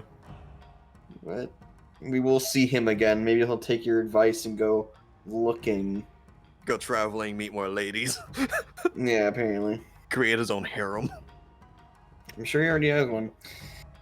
But Well, he has 3 ex-wives, so... best advice, be yourself. Zir, this doesn't make sense. Also, having a lot of money helps. Yes, and he does have a decent amount of coin, I will say that. But that's not the type of lady he's looking.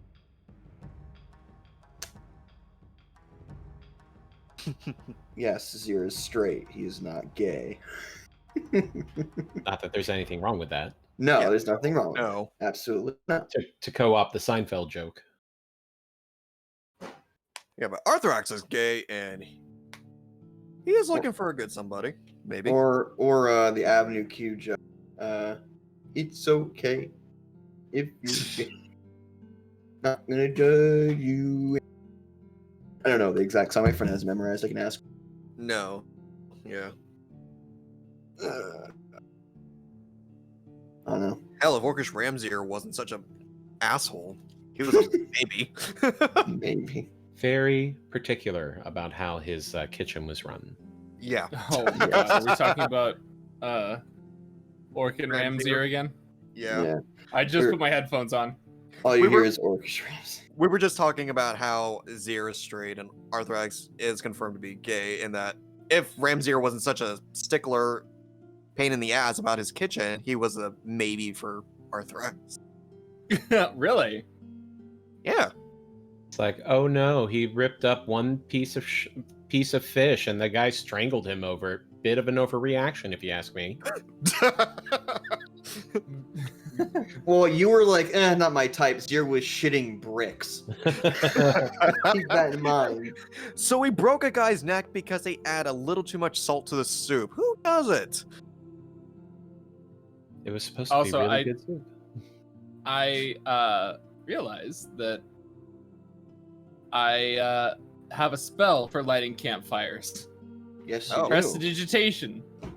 Oh. So yeah, slight retcon, ever so slight retcon. Jessica used prestidigitation to relight the campfire to heat her coffee. Yeah, Also, we were just talking about how stealing the emerald wasn't such a bad thing because now you got a ally for yourself. True. Back. won't be much of an ally once they hunt us down, and then we have to use the gem against them. I Well, assuming that the guard wasn't the insurance. But I paid him off well. We're good. We're fine. As long as Yeah. my face is not seen again, we're fine. Don't worry.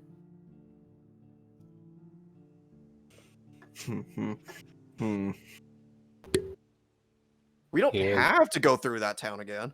Here lies Arthrax. Everything will be fine. This is when he knew he fucked up. He fucked up. And that was the last time I saw my good Arthrax Dufresne. It cuts to us like getting attacked by a bunch of traitors. You're probably wondering how I ended up in this situation. Let me tell you, I started back a couple nights ago at stealing a gem from a four-bowl guy who sleeps with women more than he sells items. Jesus Christ. So he claims. So he claims. Don't know how accurate that is, but I'm not surprised. that I he's was gonna Xbox. say, I am glad he didn't try to flirt with me. Yeah. I was waiting for that. I was waiting. Oh my gosh. Also, I said this to Saku and Dana, but no, Seer did not take his advice. Not his way. Just be yourself. No, well, that's why you were gone. I said, he says, just be yourself, Zir. That's not good. That's only because you've let yourself believe that. Well, yeah, but that's too big brain for Zir. He knows that. He just can't. He's stuck. He's stuck right now. He needs to have the talk. I really am gonna end up being the mother of this group, aren't I? Yeah, you pretty much I'm are gonna have already. I'm gonna have to give Zir the talk and be like, sweetheart, you were fine. You were fine just where. You don't need to change. Don't need Your to own try and cat. It's okay. don't need to try We'll and find you a act a nice, special way. thick dragon girl. It's okay. We'll do Oh it. my God. You Does see, a 20 Zir, does a 25 hit? you see, Zir, when a cat and a dragon love each other very much. If a donkey And on can that do note, it, so can you. It's funny you guys assume that he likes dragons just because he's holding on a dragon horn. and you tried tackling Arthrax because he took your porn. Well, Well, we don't know Yeah. what happened that one summer, so. Oh, true. no. God. What did your master teach you? I was gonna make a joke, but I decided against it. this is taking a turn. Yes, it is, Yeah, take a turn for the worse. All and right. I am stopping that turn. Okay. I'm ready when everybody Oh, no. else is. All right, I just took Everybody one back? dinner.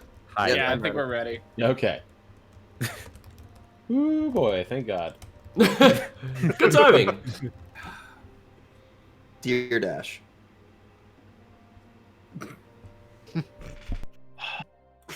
I would totally start Deer Dash. It would totally be. You know how much money we would find. Do you have any fucking idea how much money we would make? Well, I mean, so Dana, you've got Deer Dash, and I'll start a Woober. A Woober Eats. No, just I mean, yes, but like a Woober as a whole. And I'll start Roger. Oh God. All right, let's get back into it.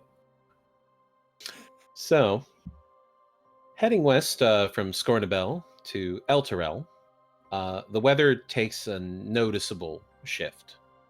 The sky growing overcast and the wind gusting occasionally.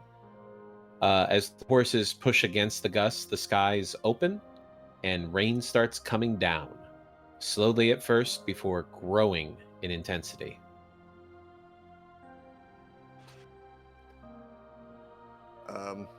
Arthur X shouts back towards Jessica. Jessica, do you have anything to help us shield against the rain for a bit? No. What's wrong with the little rain? The rain's nice. I just don't like my body getting wet. Just shake it off. All animals do that. Oli just Arthur X shakes. shakes off all the excess water and a little rainbow comes out, and there's the sound of, like, a little bit of a, like fogged glass effect going over the camera. He's quite muscular, Anyway, the rain does go on for a few hours, soaking into your clothes and into your fur. Jessica and Olia and Zir, fortunately, you do look like the drowned rats. Your fur is all waterlogged and straining against your bodies. Eldrath would have pulled out his one of the coats that he bought, the winter coat, Mm-hmm. and just kind of put that on top of all of his gear. Actually, Olia probably doesn't look that bad, considering he's pretty ripped underneath all of that. So still looks like he's pretty big. But I don't like to brag. I mean, But Zir's I mean- tiny as it is. He looks like a stick at this point. Oh. Jessica's decently built. I mean, she probably looks all right. I mean, the only unfortunate thing about Oli Zir's... is that. The only unfortunate thing about Oli is now he's a stinky Yane. It's just too bad. When Oh, is he stinky. not a stinky though? Ouch. Oh. he bathed. Gear. I do ice showers. I painted that one episode. That's after you. I do That have one soap. time. Mhm. I Eldrath painted at least does once. have soap. Hey, I just find it funny I'll that- and dry it off. I just find it funny that it's Arthur X who gets the dreamy anime water shaking. Eventually, the rain does let up, and some sun starts coming through right around lunchtime. So, taking a small break, you're able to get some food in you, as well as, Jessica and Eldrath can use thaumaturgy and prestidigitation to clean off the excess water off of people to help, and their clothes to help dry them out a little bit quicker. Yes. Arthur X just takes off his top just to line it up so that way they can just dry it on a line or something. Don't even need. Prestidigitate the water straight out. Oh, okay, never mind then. Dry as a bone. Could I use shape water to kind of suck water out of clothes? Yeah, absolutely. Okay, yeah. Then there You you go. You just don't want to imagine a topless spider. Topless cat is just fur. Too cursed. It's like you got some muscle on you, but it's not really like what you would call definition. Yeah, I'd say he's Like more. me. He's more of like the. I mean, like yes, I like the idea that Zir is very made, but he has an. I would say his back is more ripped than his torso. Oh, yeah, He has like an acrobatics style build. This is- Very lean. Yeah. This is the like a difference swimmer between and like people who are built like Arnold Schwarzenegger versus people who are built like Jason Statham. yeah. Yeah. Jason He definitely- Statham is actually strong because he is the way he has built his body. He is a box-shaped man, which means that all of that power is real. Mhm. Whereas Arnold is more of a bodybuilder, so he's actually weak because it's about definition, not about actual Yeah. strength. So Yeah. yeah, you're ripped in the sense of like, yeah, you actually know how to use your body, your strength. Yeah, fun fact. Bodybuilders are actually at their weakest during competition. Yeah. Oh, really? Because they dehydrate themselves. Yep. Interesting to know. Mhm. To get all that definition in their bodies. Oh, damn. But after drying out your clothes and getting back onto the road, you do spend the rest of the day traveling further down the path, and you can finally see coming into view a very large city looking over the river Kianthar. Just like the other river cities you've seen, it is bustling with traders and merchants. However, El Terrell is different in a very unique way. High above the city is a bright and beautiful, gentle, magical light illuminating the sky night and day. Hmm. So it's a nightlight. In a Yeah. daylight, I mean, technically, yes. it is what you would call a light. I don't know how I'd always say on. it in character, but I'd be like, it's a forever torch. Maybe those lines. Well, you have to say something about it. It's a torch that can burn forever. Infinite torch. But entering the city, you can see that that there is a large presence here, with an emblem appearing on banners, buildings, crates, barrels of goods, even on people themselves as the form of brooches or capes or cloaks. You're welcome to roll history if you would like to determine what that symbol is. It is a hand grip, is a gauntleted hand holding a longsword by the blade. Oh, I have no clue. Jessica's just like, why would you grip it by the blade, though? That's what the handle's for. Yeah, that hurts. Like, gauntlet or no, it just seems silly. Eldroth's more focused on the city itself. Mhm. Olya thinks it looks cool. He's curious. But not that. Actually, Olya, you get to roll at advantage. Damn it. We'll do that again. So just roll again. Yeah. Yeah, just roll one more. Alright. Not bad, not bad. Okay. Why do I So roll at Olya, advantage? you've seen this before. Really? You've doesn't seen even this know. symbol on a very good friend of yours from the past. Somebody you know worked for the Order of the Gauntlet. Oh. So cool. I don't know much else other than that. It's pretty simple. Did Leozen give me any details about this at all? About the Order of the Gauntlet, Yeah. Oh, yes, that guy. Mhm. Yes. he know. didn't say anything specifically about them, just that his friend Onthar worked with them, and that he was working with Onthar in this particular event. Okay. There are several guards who wear the symbol proudly on their chest, on their armor, and they are standing watch near the entrance. But they do greet everyone kindly and do give them directions and recommendations if they ask. There's a large human man with a thick, bushy black beard, a big barrel chest, and large hoop earrings, as he waves at you as you enter in on your horses. Welcome to El Terrell. Please mind the local laws. Stay out of trouble. Make sure to ask the guard if you need any assistance. Can Thank do. you for the hospitality. Yes, thank you very much. Seer looks at Arthrax for a second. We will have no trouble here. He rolls his eyes and just has the horses keep on going. Oh, yes, I did actually have a question. We were looking for someone by the name of Onthar. Onthar Froom? I believe so. Yeah. Oh, you can find him at the tavern. It's called a pair of black antlers. All right. Thank you very Just- much. Yeah, just follow down this path down here into the main courtyard, and then that will branch off to the left there, and you will see it right there. You won't be able to miss those antlers. Excellent. All right. Thank you kindly. He One will second. keep That's a- going. Black antlers. Yes. Antler. Yep. Some My antler fucking bomb. housemates are like banging against the wall for some reason. Dang, housemates. It's like, but I'm just thinking of that Mitch Hedberg bit. Go around. I don't know what it looks like on your end, but there's no handle over here. It's just flat. Oh my god. Anyway. So, Well, looks like we have the location of interest. mhm.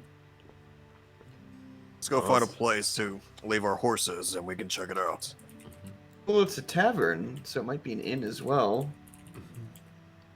Only just lights up at hearing about a tavern again. Doesn't say much, but you can tell that there's something he's excited about.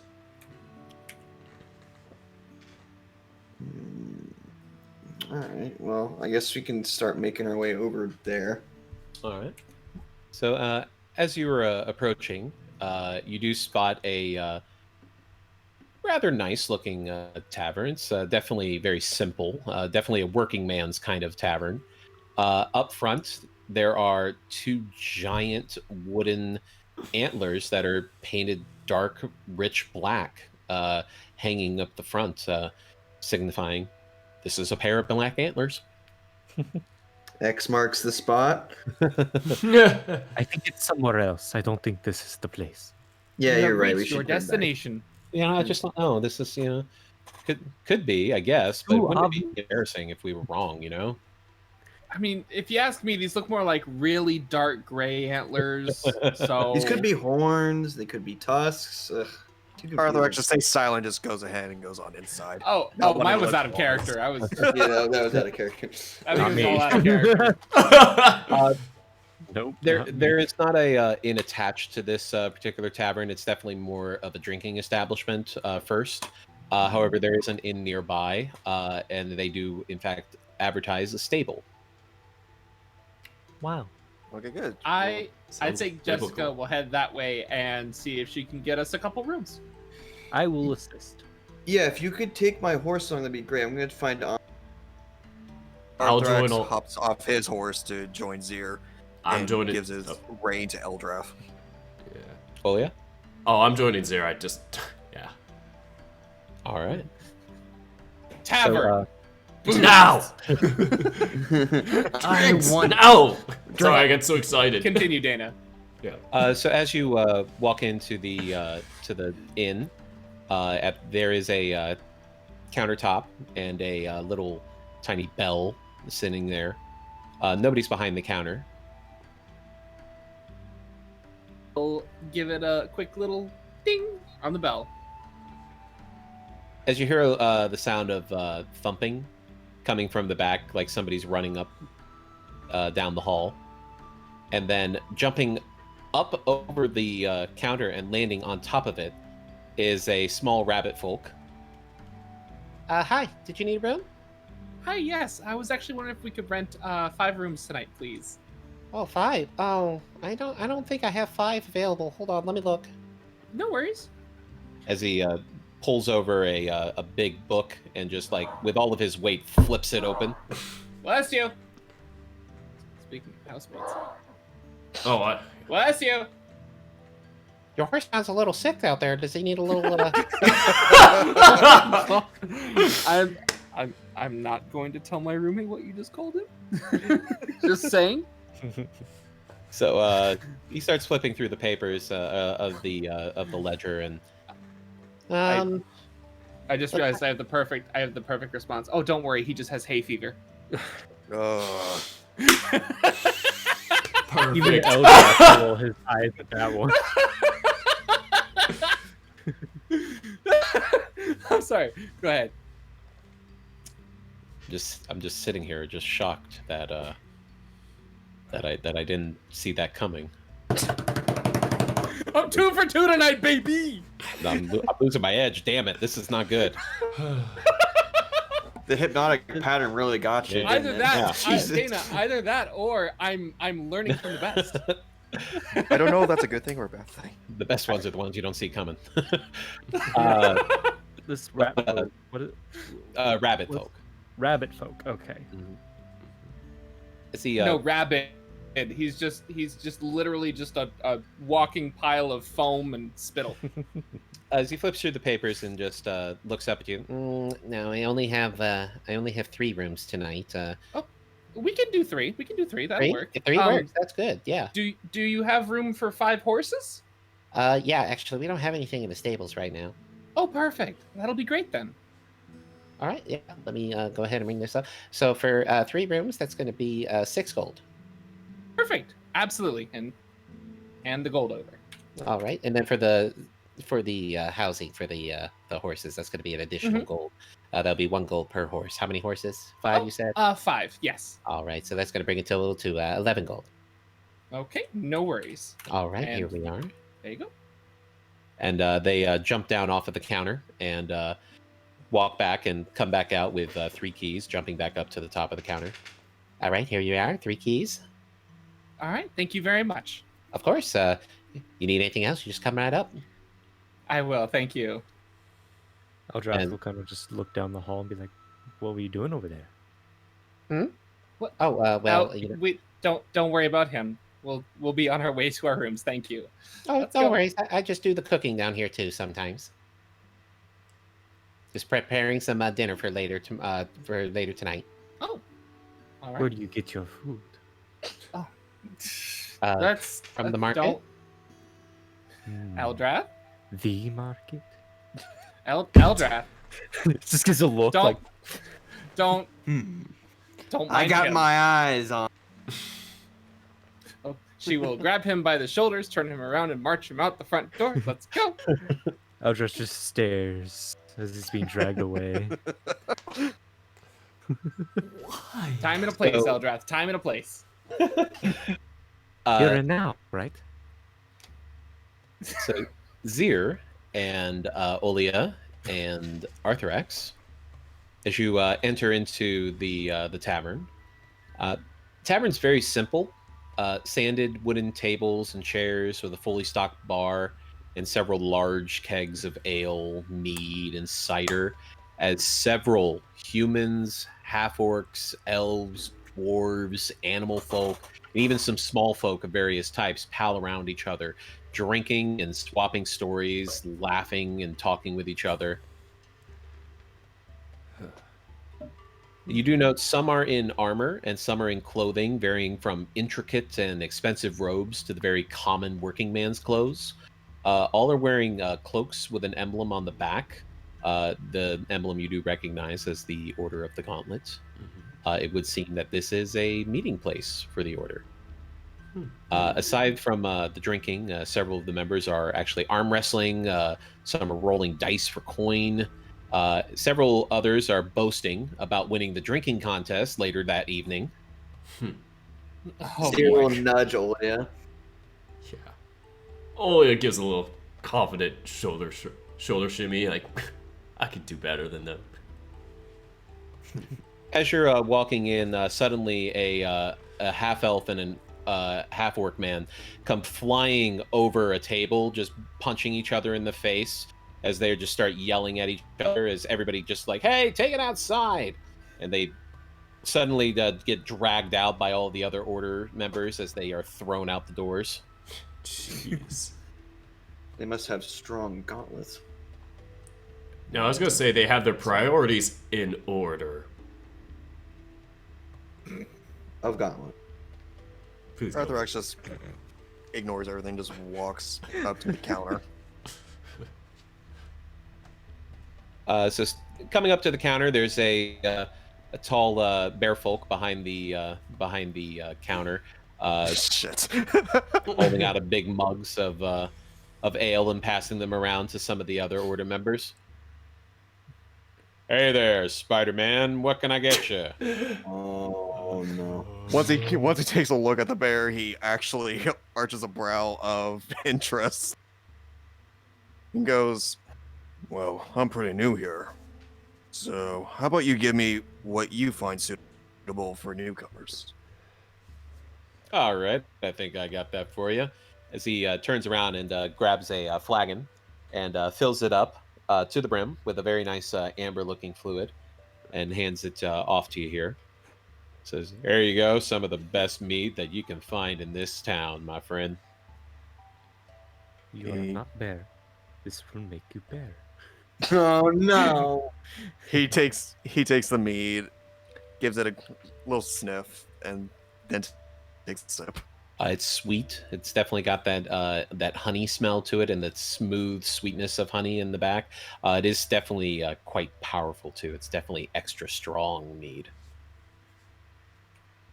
He pulls it back with an, "This is actually pretty good. Do you make this yourself?" Oh yeah, we make that on site. My name's Darkfang. Kind of a weird name, I know. It's kind of really common. It's like a John, really. Wait a Oh minute. my god. Wait a minute. Wait, hold up. quickly becoming Wait a minute. What? quickly becoming a John. Arthrak holds Sorry. up one of his hands and go. Here's the truth. Sounds- Here's the truth. Okay. I have it written down in my notes here, and it's supposed to be Barkfang. Because he's supposed to be like a woody kind of person, but I just now noticed that I totally wrote it down as Darkfang, and my autocorrect did not correct it. Damn it. So And I feel kind of upset that I have made this error, but I'm going to glaze over it.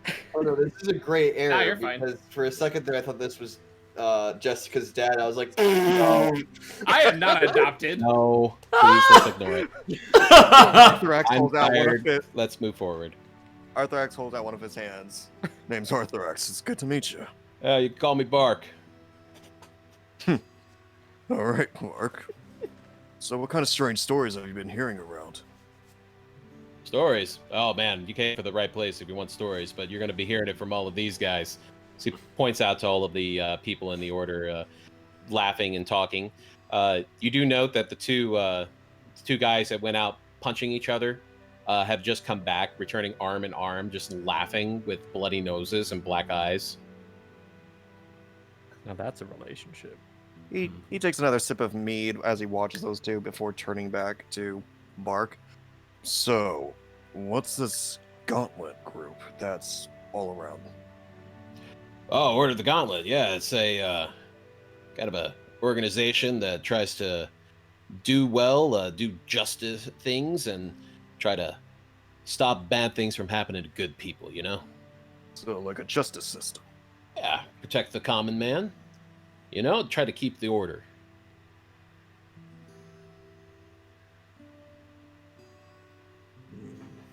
At this point, Zir will go to the counter as well and just be like, okay,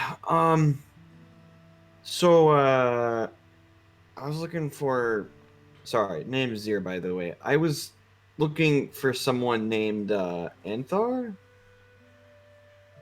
Anthar. Anthar, yeah. That's him over there.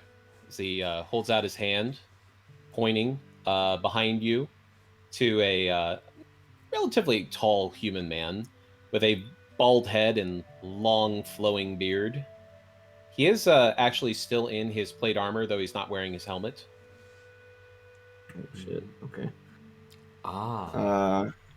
Zir will not bow his head a little bit and just go, thank you. I will leave you two to it. He will slightly jab at Arthrax from under the counter and then walk towards the burly guy over here.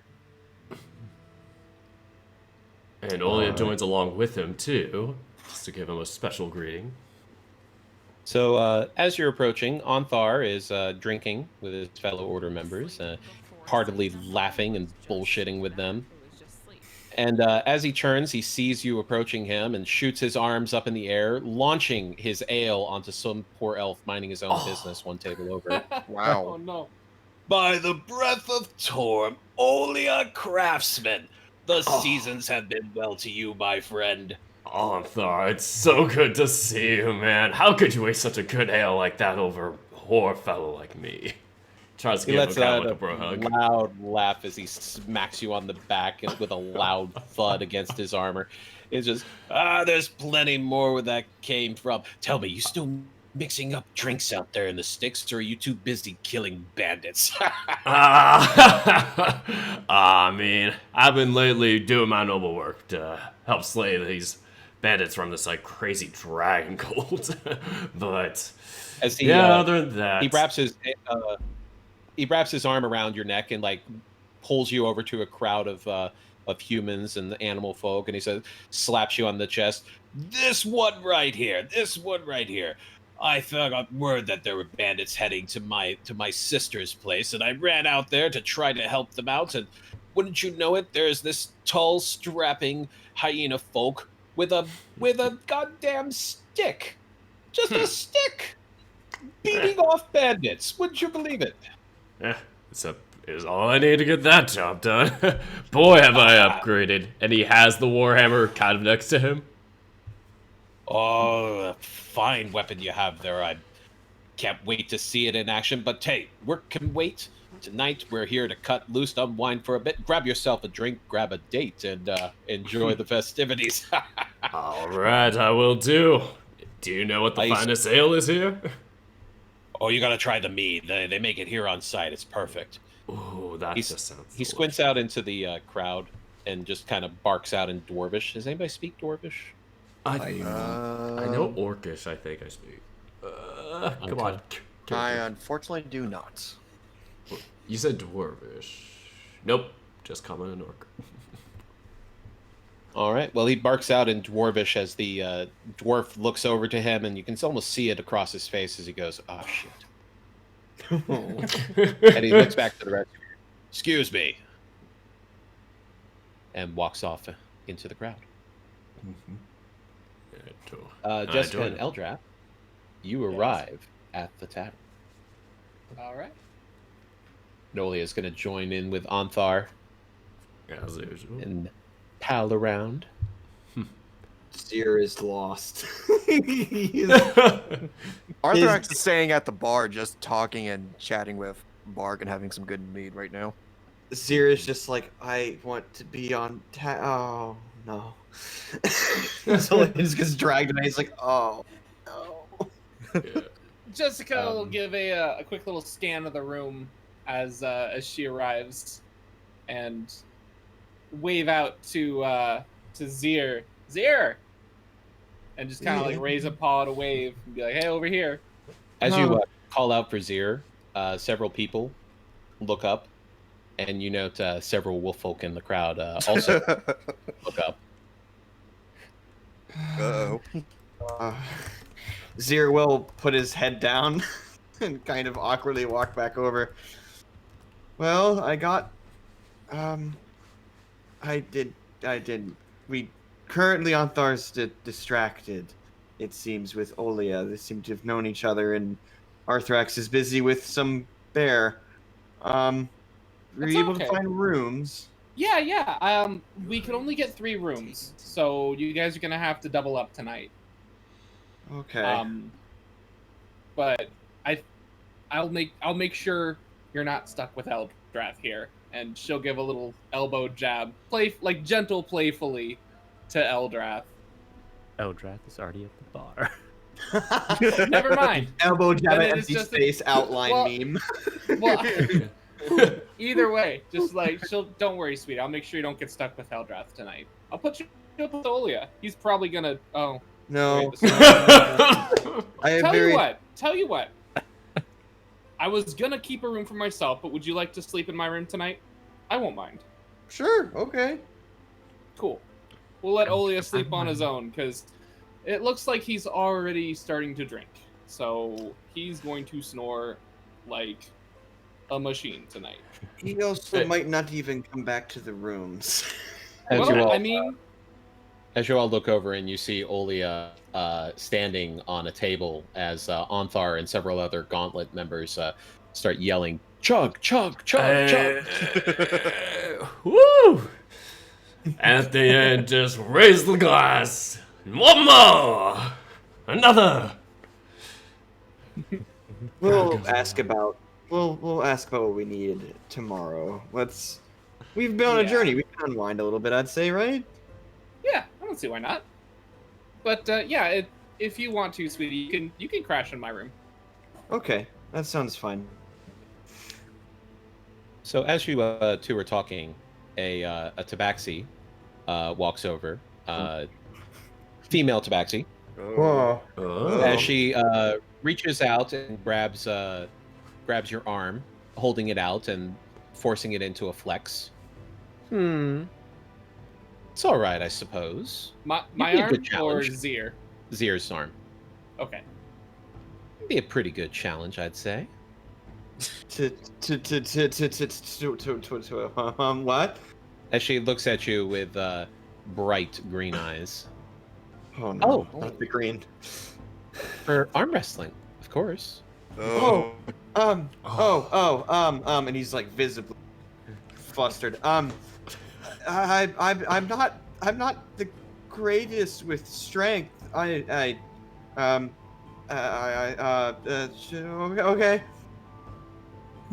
All right. As she holds out her hands, Hawk's eyes over the mountain. You can just call me Hawk. Ziravari, pleasure to meet you, Hawk. That's an unusual name. Not from around here, are you?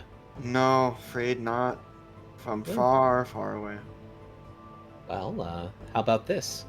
As she slams her arm onto the table. If I win, you tell me all about yourself. And if I win? And she kind of gives you a look. What do you want?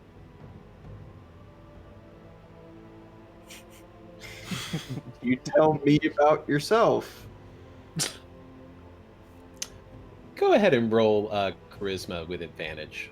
I have a -1, so let's give it a go. Oh, this Which is a good You can do it Just a charisma check in general. Mm-hmm. with advantage. Yeah. Okay. This is So absolutely 15. Not bad. She kind of gives you a smirk and is just like, smooth. Smooth as chalk scraping against a chalkboard. All right. He's gonna sit down and put his arm up. All right. As She looks strong. Like, what does she look like? she's built about the same as you, actually. Oh shit. Okay. About the same. Okay. Lo and behold, this is actually Dana's character, just making an joining the appearance. party. That is not her Zira, you name. have a No, chance. that would have been clever, but no, I would never cross the streams like that. All right. So, a dwarf comes out and looks at the two of you and says, "Oh, you haven't? Here, I'll be official for you." And he grips your hands together, holding them nice and level. So, all right, nice and clean. Don't want to see any re-gripping. I don't want to see any spitting or scratching or nothing. Okay. As Hawk nods her head, looking at you intently. Zir will try to put on the most confident face he can. Which is just be like, of course, I'm ready. As he lets go, he says, "Go!" Right, I need a strength check. Okay, strength. Fuck! Oh, no. As she pushes against your arm and it moves 30 degrees past the center points. And she kind of gives you a look like, "Oh, you gonna let me win?"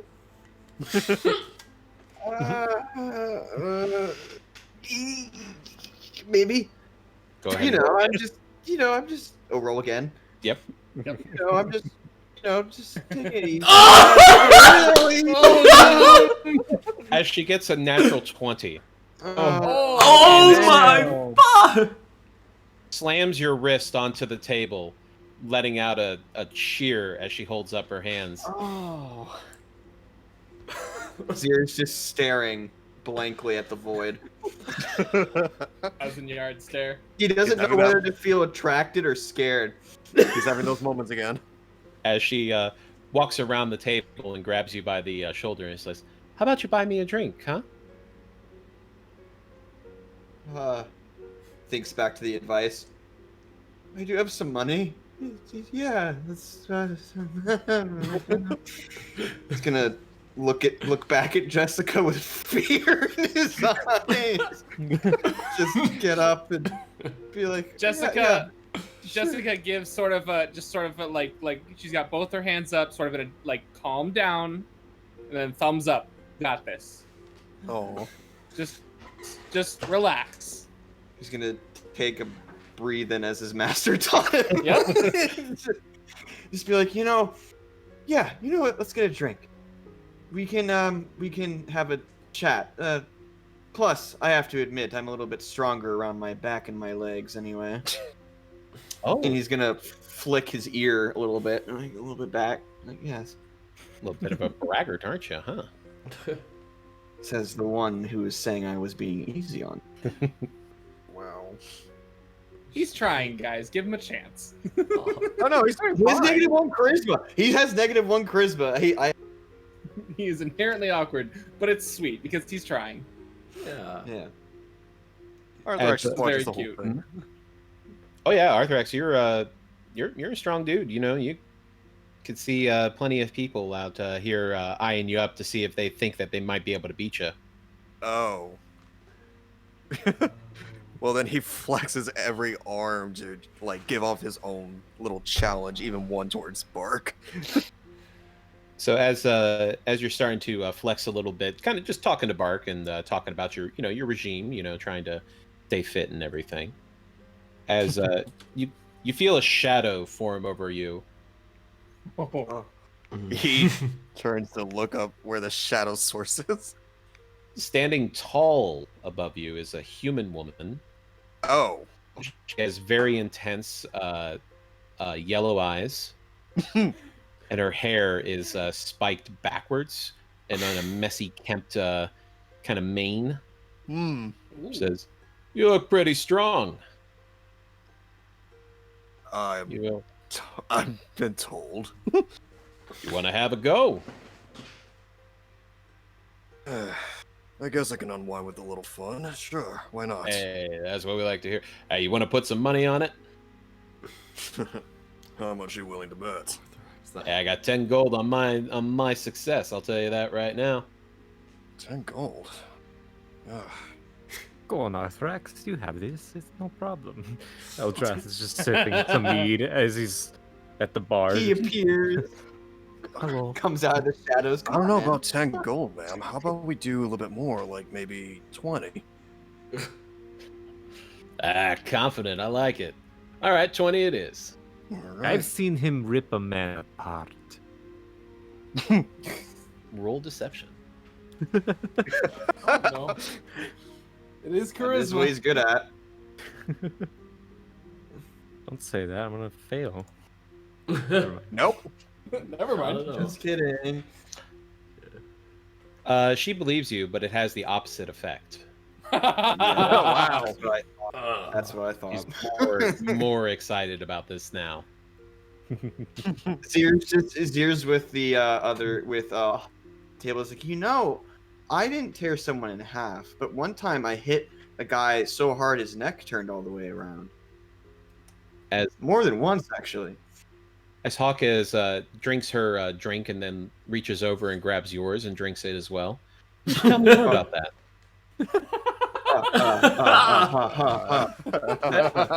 Eldrath will catch Azir's eye. Not saying anything, just a grin comes to his face. You know, like the anime girls when they're being very, very mischievous. Yeah, that Of kind of course. grin. He's gonna look at you and give you the stink eye. The strongest stink eye he's ever given any person. And he mouths the words, "Don't you ruin this." He's gonna turn back around. He's like, okay, yeah, so the other night, me and my my posse were he like leans back a little bit. We were busy, sleeping at night, and some bandits came up and tried to mess with me. So I, did a few cool moves with my quarterstaff behind me, and I hit him across the temple and really caved him in, see? And then his buddy came around and I drop kicked him. Yeah, I really took him out hard. Wow. Are you usually really good with your staff?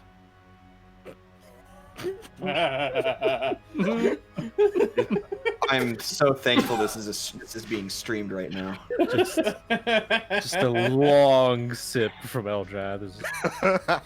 You can hear the As the human paladin sits down at the table and motions Arthurax over. All right, big guy, come on. Arthurax walks over and sits himself down as well. And she holds out her hand.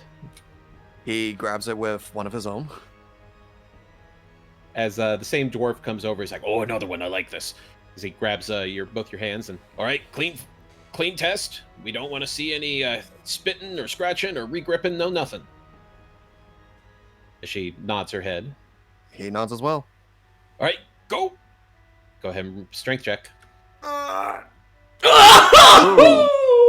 feel my pain. As she pushes into your hand, she's really, really strong, very deceptively strong. As she actually moves your arm to the 30-degree past the center. Oh, you okay there? Do you want to use one of the other arms? Ooh. You just hear Zir in the back. Ooh. What you gonna do about that, huh? I appreciate the talk, but at the same time, it's really impressive to meet a woman who knows her strength. It's rare to find, really. Go ahead and roll again. Oh. Hey. Come back. As you push back up to the center mark, she grunts against you, and she's like, all right. You got a little bit of power in there. And she grits her teeth and digs deep and tries again. Another strength? Yep, go ahead and roll again. Ooh. Ooh. As you push her arm 30 degrees past the center mark. And she kind of looks at you, a little surprised. It's like, struggling. Do you want to use your other hand to help? She furrows her brow and just grits her teeth as she tries again. Go ahead and roll again. Oh. As she ekes it back to the center. Oh! Damn! Woo. I never met a man who could best me in arm wrestling. Good thing I'm not a man. Oh, wait, what? Yeah. That'd be fucking I'm a spider. Go ahead and roll again. Come on. Hmm? Okay. Natural 20. Oh. She put some power into it this time, and she gets you all the way to the 60-degree mark. Your hand is just hovering above the table as you're gripping against it, pushing back, and she can't quite close the door on you. He grips tighter and just stares back at her. And just growls, trying to flex for the room and for Bark. Go one more time. Oh. Oh no. Back. Damn. You're both struggling against each other as you're pushing so hard, but then you start eking it back just a little bit. Oh. You're back to the 30-degree. Oh. Oh. Oh. Her eyes are wide open. She's got a vein popping out of her head. Oh. As she smiles and says, "Good," and then lets out a yell as she slams your wrist onto the table. Not good enough. As everybody in the tavern who has been watching just lets out a yell and screams as she wins, and they start chanting her name, Tasha, Tasha, Tasha. And she holds out her hand at you. 20 gold, right? He uses his non-hurting hand to pull out 20 gold and gives it to her as a fair man. Anthar kind of elbows you, Olia. Yeah. Some good friends you got there. Huh. Yeah, they're awesome. They saved my butt a few times, especially as of late. Boy, we've been on some journeys. Things have been rough lately, but we can talk about that later. Tell you what, as he kind of looks at your arm and gives you a bit of a squeeze on the bicep. Uh-oh. So you've been putting in some effort. You're suspecting me to go up against her? You think you can't handle it? Maybe you want Who to said- go up against somebody else? Maybe Who's- me? Like good old times, my bud? Well, if I recall, I'm still leading you in victories, so... I can cut that deficit down. All right. Wanna go? Let's go for it. He clears a spot on the table. Slams his elbow down. Here we go. Arthur X just returns to the bar counter and sits down with his mead. Yeah. Bark leans over and offers you a cold damp cloth to put on your hand. There you go. That might help a little bit. Thanks. Zir will look towards Hawk. See, that looked very painful. I didn't want to hurt you, so I let you out. She leans in. A little bit. She moves her chair a little bit closer and leans in. It's like, that is so gentlemanly of you, you know? God. It's okay, Arthrax. You'll get her next time. All right. He just smirks because he does understand that a strong woman is something to value. I feel like Krillin in the eyes of Android 18. All right. Olga. As you and Anthar grip hands and line up at the table, same dwarf comes around. He's like, "Oh, 3 in one night. How about that?" Only laughs All right. a little. Clean contest here. I don't want to see any spitting, no scratching, no re-gripping. You got Anthar it. nods his face. Yep. All right, What? go. Strength roll. Roll the strength. Oh. Oh, it's a straight. No, Oh, that's a strength check, not save. strength Whoops. Where the heck's my strength? Yeah, there it is. Regular strength. Yeah. As Anthar jumps out of the gate with a lot of power as he explodes at the line and pushes your arm 30 degrees past the center. It's like, pretty good, pretty good. Little bit soft on the grip there, though, aren't you, Olia? You just got me warming up. You're getting me nice and ready to come back. Gotta represent the pack. Nice. As you push it right back up to the center mark. Back where we You started. do Alright. it, Olia. All right. As he kind of takes a deep breath and starts pushing against you again. Go ahead and roll again. Oh no! Oof. As you both strain against each other and neither of you make progress. Damn. Whoa. Arthur X has a Wood of the Does it- table it's- starts splintering a little bit from your elbows.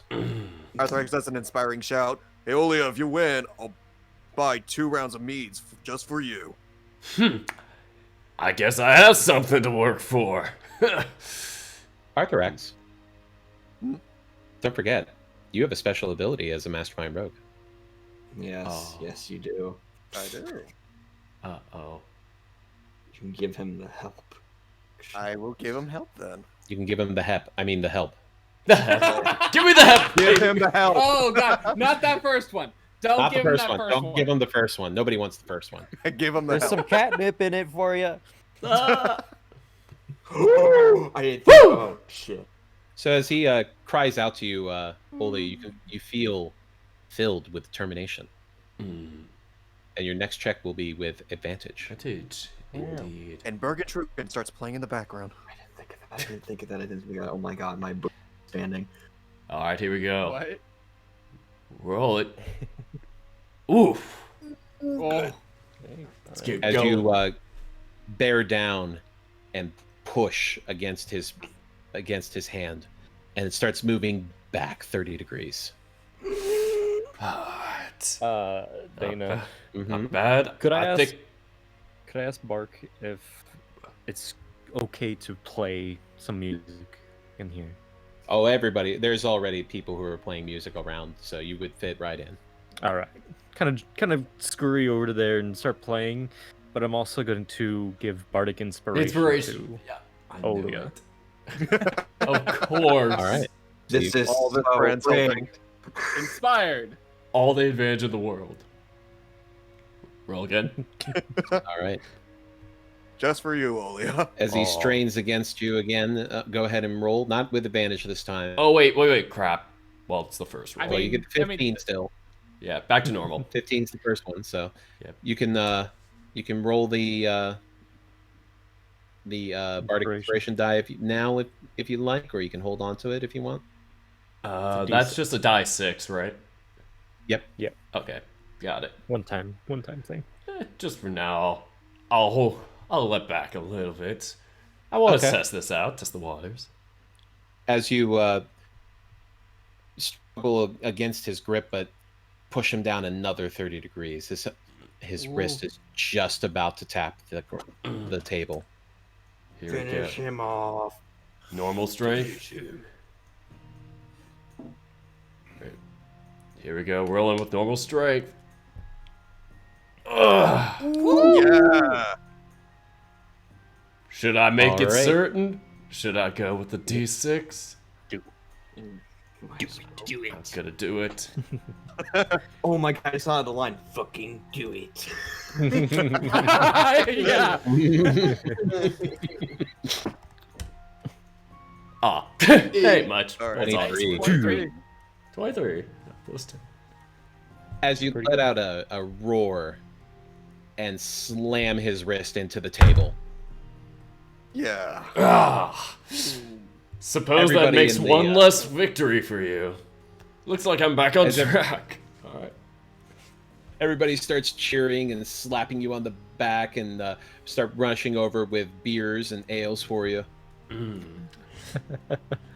Oh, speaking of ales, Arthurax! 2 meads!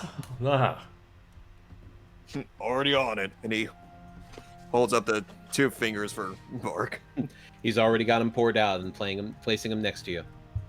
Man of your How word. much do I owe him? I tell you what. They're on the house. Oh. Oh shit. Oh. Nice. And so Olia takes the Picks up second. his own. Oh, go ahead, Seer. Or no, not Seer. Arthurax. Go ahead. Nope, he just picks up his own and just readies to down his drink with the rest.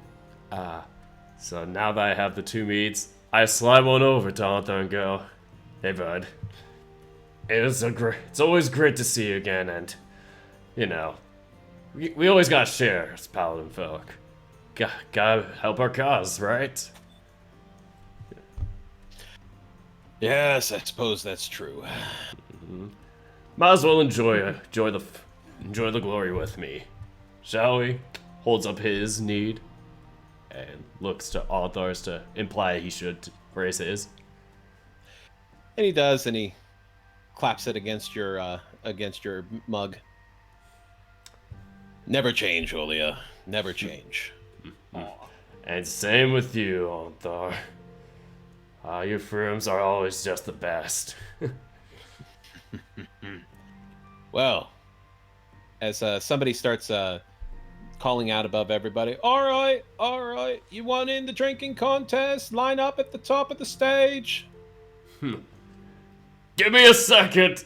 And he just downs this one. It's like, might as well give him a little bit of a fair advantage. Not just all. Zir, Arthur thinks about yeah, it. Zir looks at Hawk. Do I do that? As she kind of looks you from top to bottom and just says, It would be a shame if you were completely out of commission by the end of the night. What is that supposed to mean? Whew. Wouldn't you like to Ooh. know? Oh my. Arthur She back at leans over and grabs her second glass and starts drinking from it, giving you an eye. Arthur looks back at Bart Well- and goes, "Do you think I should?" I think if you think you got the stomach for it, absolutely. Eldrath is already at the stage. Oh, Arthur stands up, and before he moves, he tells Bark, "If I win, hopefully, you can tell me more about yourself." All right. I think we can work something out. Although if you win, you might not be up for talking that much. You'll be surprised. And he holds up a thumbs up and heads over to the stage. All right. Z- So who all is participating? Eldrath. Oh, Arthur yeah. acts. not Jessica? Jessica. Okay. She's fine with one mug of mead for the night. And At the bar. Wolves panting at her. Zier's gonna look over at Jessica and like wave a hand over, like come over here and watch.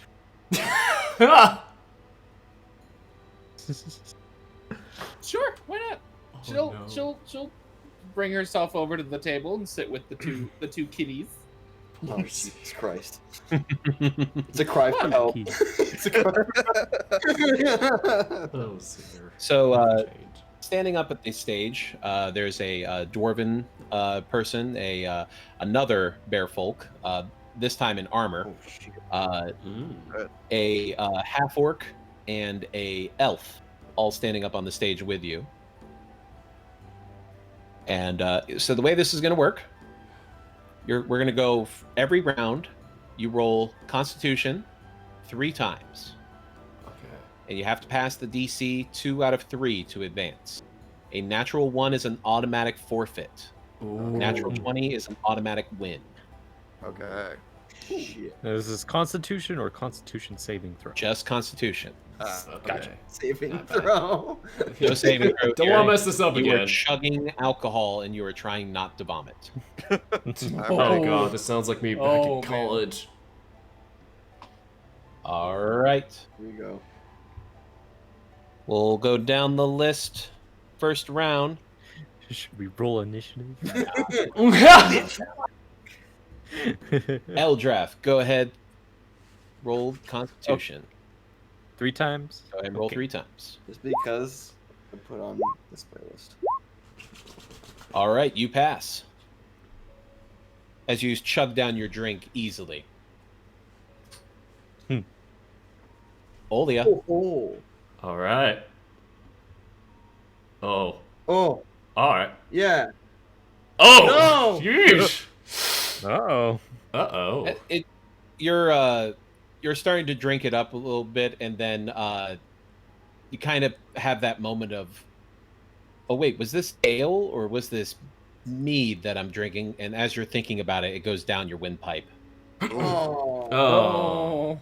and you start coughing and hacking a little bit, and it comes up as the dwarf walks by and holds up his hand.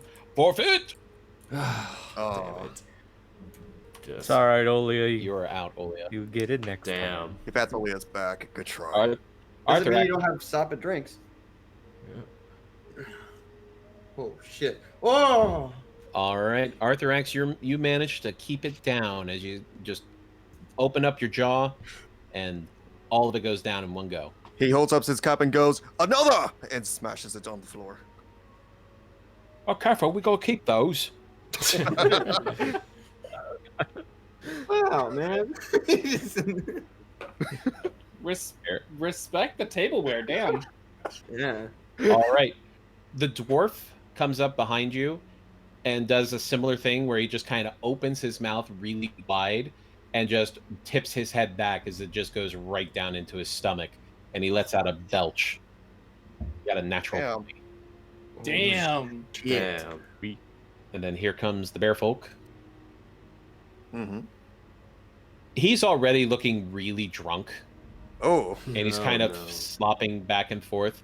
And as he leans back with his tankard of ale and starts chugging it back, he kind of loses his balance and just falls no. backward. Oh, no. Thud. As the dwarf walks over. Forfeit! Poor bear. The half-orc. Someone- Go ahead. Someone couldn't hold their honey, apparently. The half-orc lines up and gets himself ready. Oh. As he takes his first sip and then just immediately spits it right back out. Oh, I man. thought it was going to be mead. I didn't know it was going to be ale. I can't drink ale. I hate ale. Come on. He got a natural one. What a Oh, baby. damn. And then the elf, Oh, no. just like the dwarf before them, just kind of tips their head back, but a little bit more gracefully this time as they just kind of sip on it, but it just comes down like and down the hatch. And she holds up her glass and just kind of wiggles it back and forth and says, "Another, please." All right. So that's going to leave Eldrath, Arthurax, the dwarf, and the elf. Okay. All right. Now DC's going up. Mm-hmm. What's that So- now? You don't know. Oh, damn. Eldrath. Okie dokie. Oh. Hey! Maybe not. As you're going to chug down this ale, you stumble a little bit on it, and it just sputters out of your mouth and down the front of your shirt as the dwarf walks over. Forfeit! Oh. Just try. Zir gives you the anime girl grin. What is Just winks at you. what was the constitution to like pass? You don't know yet. Oh, fair enough. Yeah. Fair enough. Arthurax's turn. Oh. I think. I don't think I have it. As you're focusing on Bark, and he's kind of looking up at you, and you take a big swig of that ale, and you just suddenly realize, ooh, it's a little warm. Oh. And you try, and then it just comes right back up. Ah, damn it. Forfeit! As the dwarf and the elf both look at each other and shake hands, as the dwarf lines himself up, grabs his ale, and goes for it. Oops. Not that. I wanted this. As he goes to grab the drink, and he's already a little bit hammered, and it slips out of his hands and runs down his beard and into the seat of his pants. Oh. Forfeit? It's like, oh, that doesn't count. Gotta get it to your mouth, man. Ah. As the elf steps up, and Onthar just kind of leans over to you, Olia, is like, Corella's got this in the bag. She just gotta beat him one more, get one more than him, and then she's a winner. Looking forward to seeing this. He just wipes his mouth. As this very thin elvish woman in leather armor walks up with her ale, holding it out to everybody and looking it back and forth and waving it back and forth as she smiles and then tilts her head back and just pours it high up away from her mouth down her throat until Damn. it's empty, and holds an empty glass over her head and just smiles. And everybody starts cheering as the dwarf runs over. And the winner is Corella Metabreeze, 7 years running. Arthrax claps. Damn. He walks back over to Bark and just sighs. Well, I tried. That's all right. Still did pretty good. Enough to impress you. He kind of looks at you, gives you a smile. Go ahead and roll charisma. Yeah. Oh, come on, please. As he kind of smacks your hand with the rag, and just says, "Hey now, keep it in your pants, okay?" Oh no! He just chuckles and just sits there like a good boy. Speaking of which, Zir's gonna. Actually, give me like 2 seconds, guys. My headphone batteries are dying. I gotta switch them out real quick. Be right back. Yeah. Oh, I tried. Damn it. Eldrith would just have gone back to playing his lyre with the others. Just with And the we're back. ale over your shirt. Yeah, it doesn't matter. It uses shape water to get rid of it. If Zir, Yeah. if Hawk was any closer to you, you would be wearing the same pants. Ooh. Oh my god. Man. He's just like trying to ignore how close things are, but he's just gonna be like, so okay, if this is going the way I think it's going, I have good news and potentially bad news. Which do you want to hear first? She reaches over you to grab your extra drink, and starts to drink it down. Well, what's the bad news? The bad news is I don't have my own room. Oh. Oh, well, that's unfortunate. Did you need a place to stay? No, it's. I mean.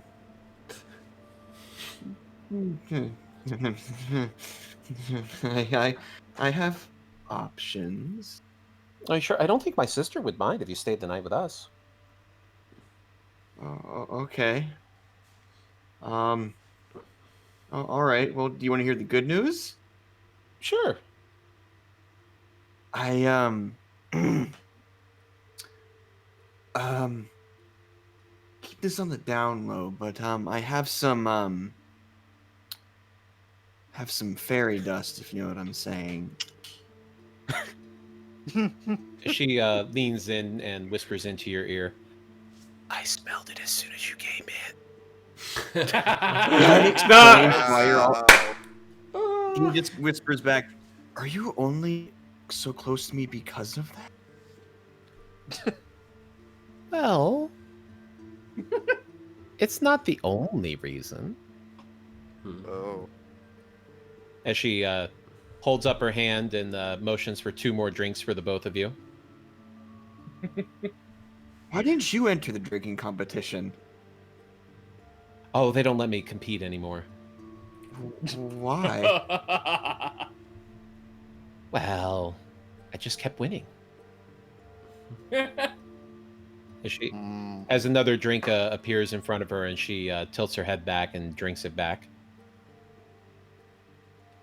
Oh my. Okay.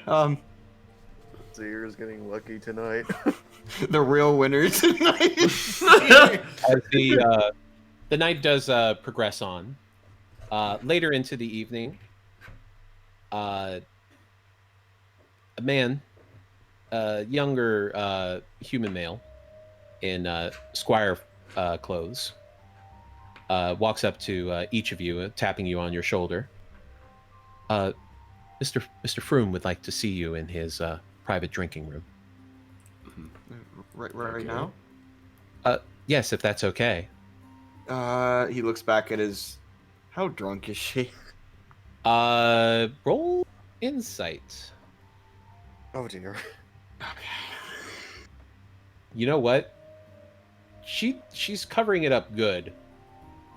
But yeah, she's had quite a few. He's just gonna. He hasn't drinking anything. He's still sober. He hasn't drinking a single thing. He's just gonna. Because she keeps stealing his drinks. He's just gonna lightly put his hand on hers and just be like, "Do you mind if I leave for a second? There's something urgent I have to deal with, but I'll be right back." Oh, it's okay. It's right around the back. They just have the open alley in the back that they use. Oh. Okay, don't hook up with any more cats while I'm gone, or else this nifty ain't coming for you. And she gives you a little finger wave as you extricate yourself from her grip. Be back Decouple. soon. Yeah, de-lock, like unlock. Pretty much. You need to hunch over while you're walking away. No. Arthrax looks over at the bar and goes, "Hope to talk to you later." Well, I'll get out of here soon. Well, then maybe I'll have to catch you then. Before he stands up and starts heading over to the drinking room. Do you have to hunch over? No. He's strong. He's flexible. He's flexing. He's a monk. He's trained in the art of Zen and not thinking about that. So, as you all gather and move towards the private room, sitting in the room, now out of his armor and in a more comfortable robe, is the broad-shouldered human paladin, Onthar Froome. And standing, leaning against the wall, is Leosin Lanthar. And both have a very serious expression on their face. Well, my friends, I think it's time to discuss why we brought you here in the first place. And that's where we're going to end it for the evening. Cliffhanger. Hawk's gonna have to wait, man. Fuck. Wait Damn it. for 2 weeks. Yeah, it is going to be 2 weeks since I am going to be moving next week. So we're supposed to have movers on the 8th, but chances are we're probably not going to have everything set up by that Sunday. So don't think I'll be at the Congratulations, by the way, Dana. Yeah, congrats, man. Thank you. And thank you, everybody, for stopping in tonight and hanging out with us and watching these goofballs get into some real trouble. We were fun. Shout Too outs much to trouble? Dana. We didn't get too much. I did not By think the that. way, Did not think he was going to steal a fucking 500 gold magical item. We're fun. It's him! yeah, what Oh, the fuck? Dana for a change. Damn, yes. I was not expecting that, So and I was true. like, oh crap. So, real talk. When Taze was just like, what? Details, please. Oh, yeah. No. Arthrax, our resident rogue spider folk, decided he Hi. wanted to steal a 500 gold emerald, enchanted emerald, I did. and barely managed to escape with it by paying off the guard who saw him. And It was fine. real It's fine. talk. Real talk. Well, we're hoping we're fine. I rolled like 3 times on whether I was going to reveal that I had the emerald in my pockets. And each time it came up, no, keep your mouth shut. Like I literally rolled for it on my table with an actual die, and every time it came up under 10. So I was just like, not gonna say anything.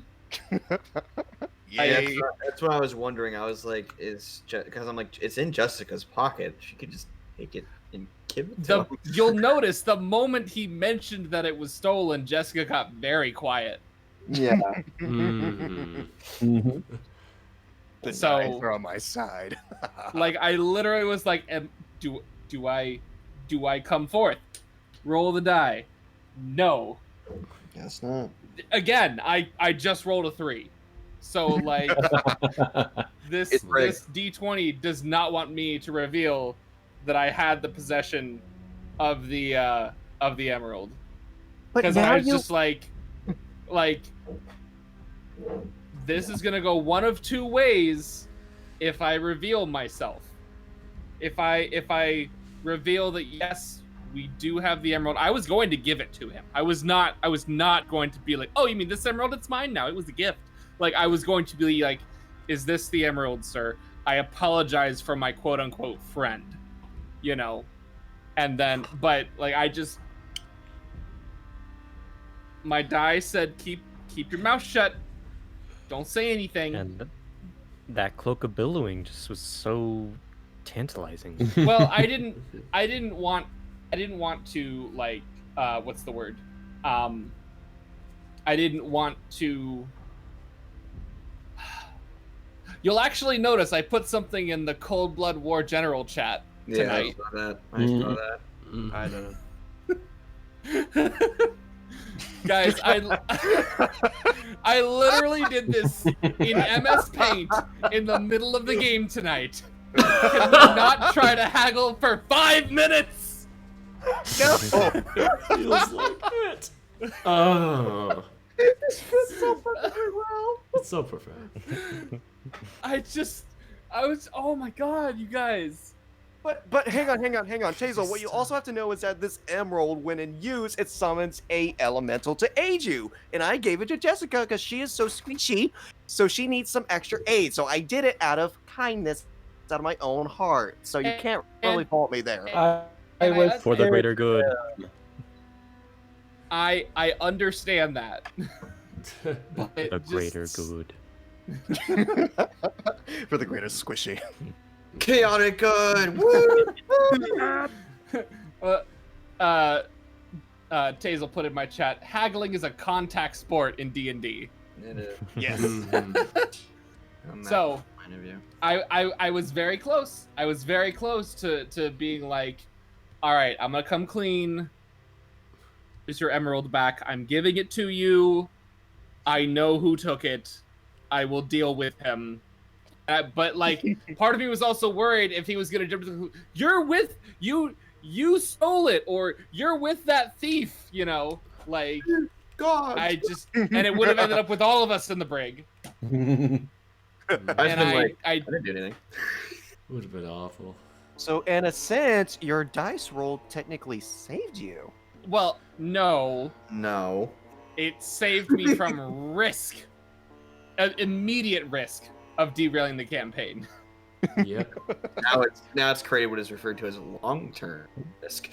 Yes, now we have to Yeah. figure out if there is going to be a long-term risk. Mm-hmm. Hmm. So, do you have anybody in mind that you were going to raid, or were you going to keep going, or? I actually don't know. I'm probably pretty set for tonight. I didn't have anyone in mind. We could I'm go so hunting low. for a raid target. So I'm just gonna Whiskey- say, hope you all enjoyed the night. Hope you enjoyed the story, and we will see everyone again within 2 weeks. Oh, 1 week. Yeah. Yeah. 2 weeks. Nope, 2 weeks. Next Oh. week, Dana is not gonna be able to. Oh, because of moving. Yeah. Never mind. Sorry. Did you have anyone in mind, Dana? I mean, Whiskey Dingo is doing Mario Party right now, Super Mario Party. Ooh. Mm. We will is a see fun what we game. can haggle next episode. No. Please stop. Night. If I could smack the back of your head through the internet, I would. Listen, what we Good really night. need to know is Oh. what will happen with the legendary tin. Oh, you know what? Yeah. Blue Zest TV is broadcasting right now. He's a cool dude. It's nice and chill, you know. And I am turned off. And I like chill dudes. I'm sorry. God damn it, Duff. That's not what... Oh, Oh my god, he's playing Dwarf Fortress, the madman. All right, God damn. let's go check him out. but seriously, Jessica, I do really love your. Or sorry, Duff. Wow. Duff, I really love your meme though. It's perfect. I would I'm put glad. it. I would put it in a frame and hang it up on my wall, if I could. I'll regret sell that. it to you as an NFT. Oh no! No, you start. Stop with this sword nonsense. Mm, I'll haggle you to Tempting. you with haggling. As I always, regret everybody, tag your it is our raid message. So tag with 2 G's. Remember that. All And right. over here it is Swole Raid.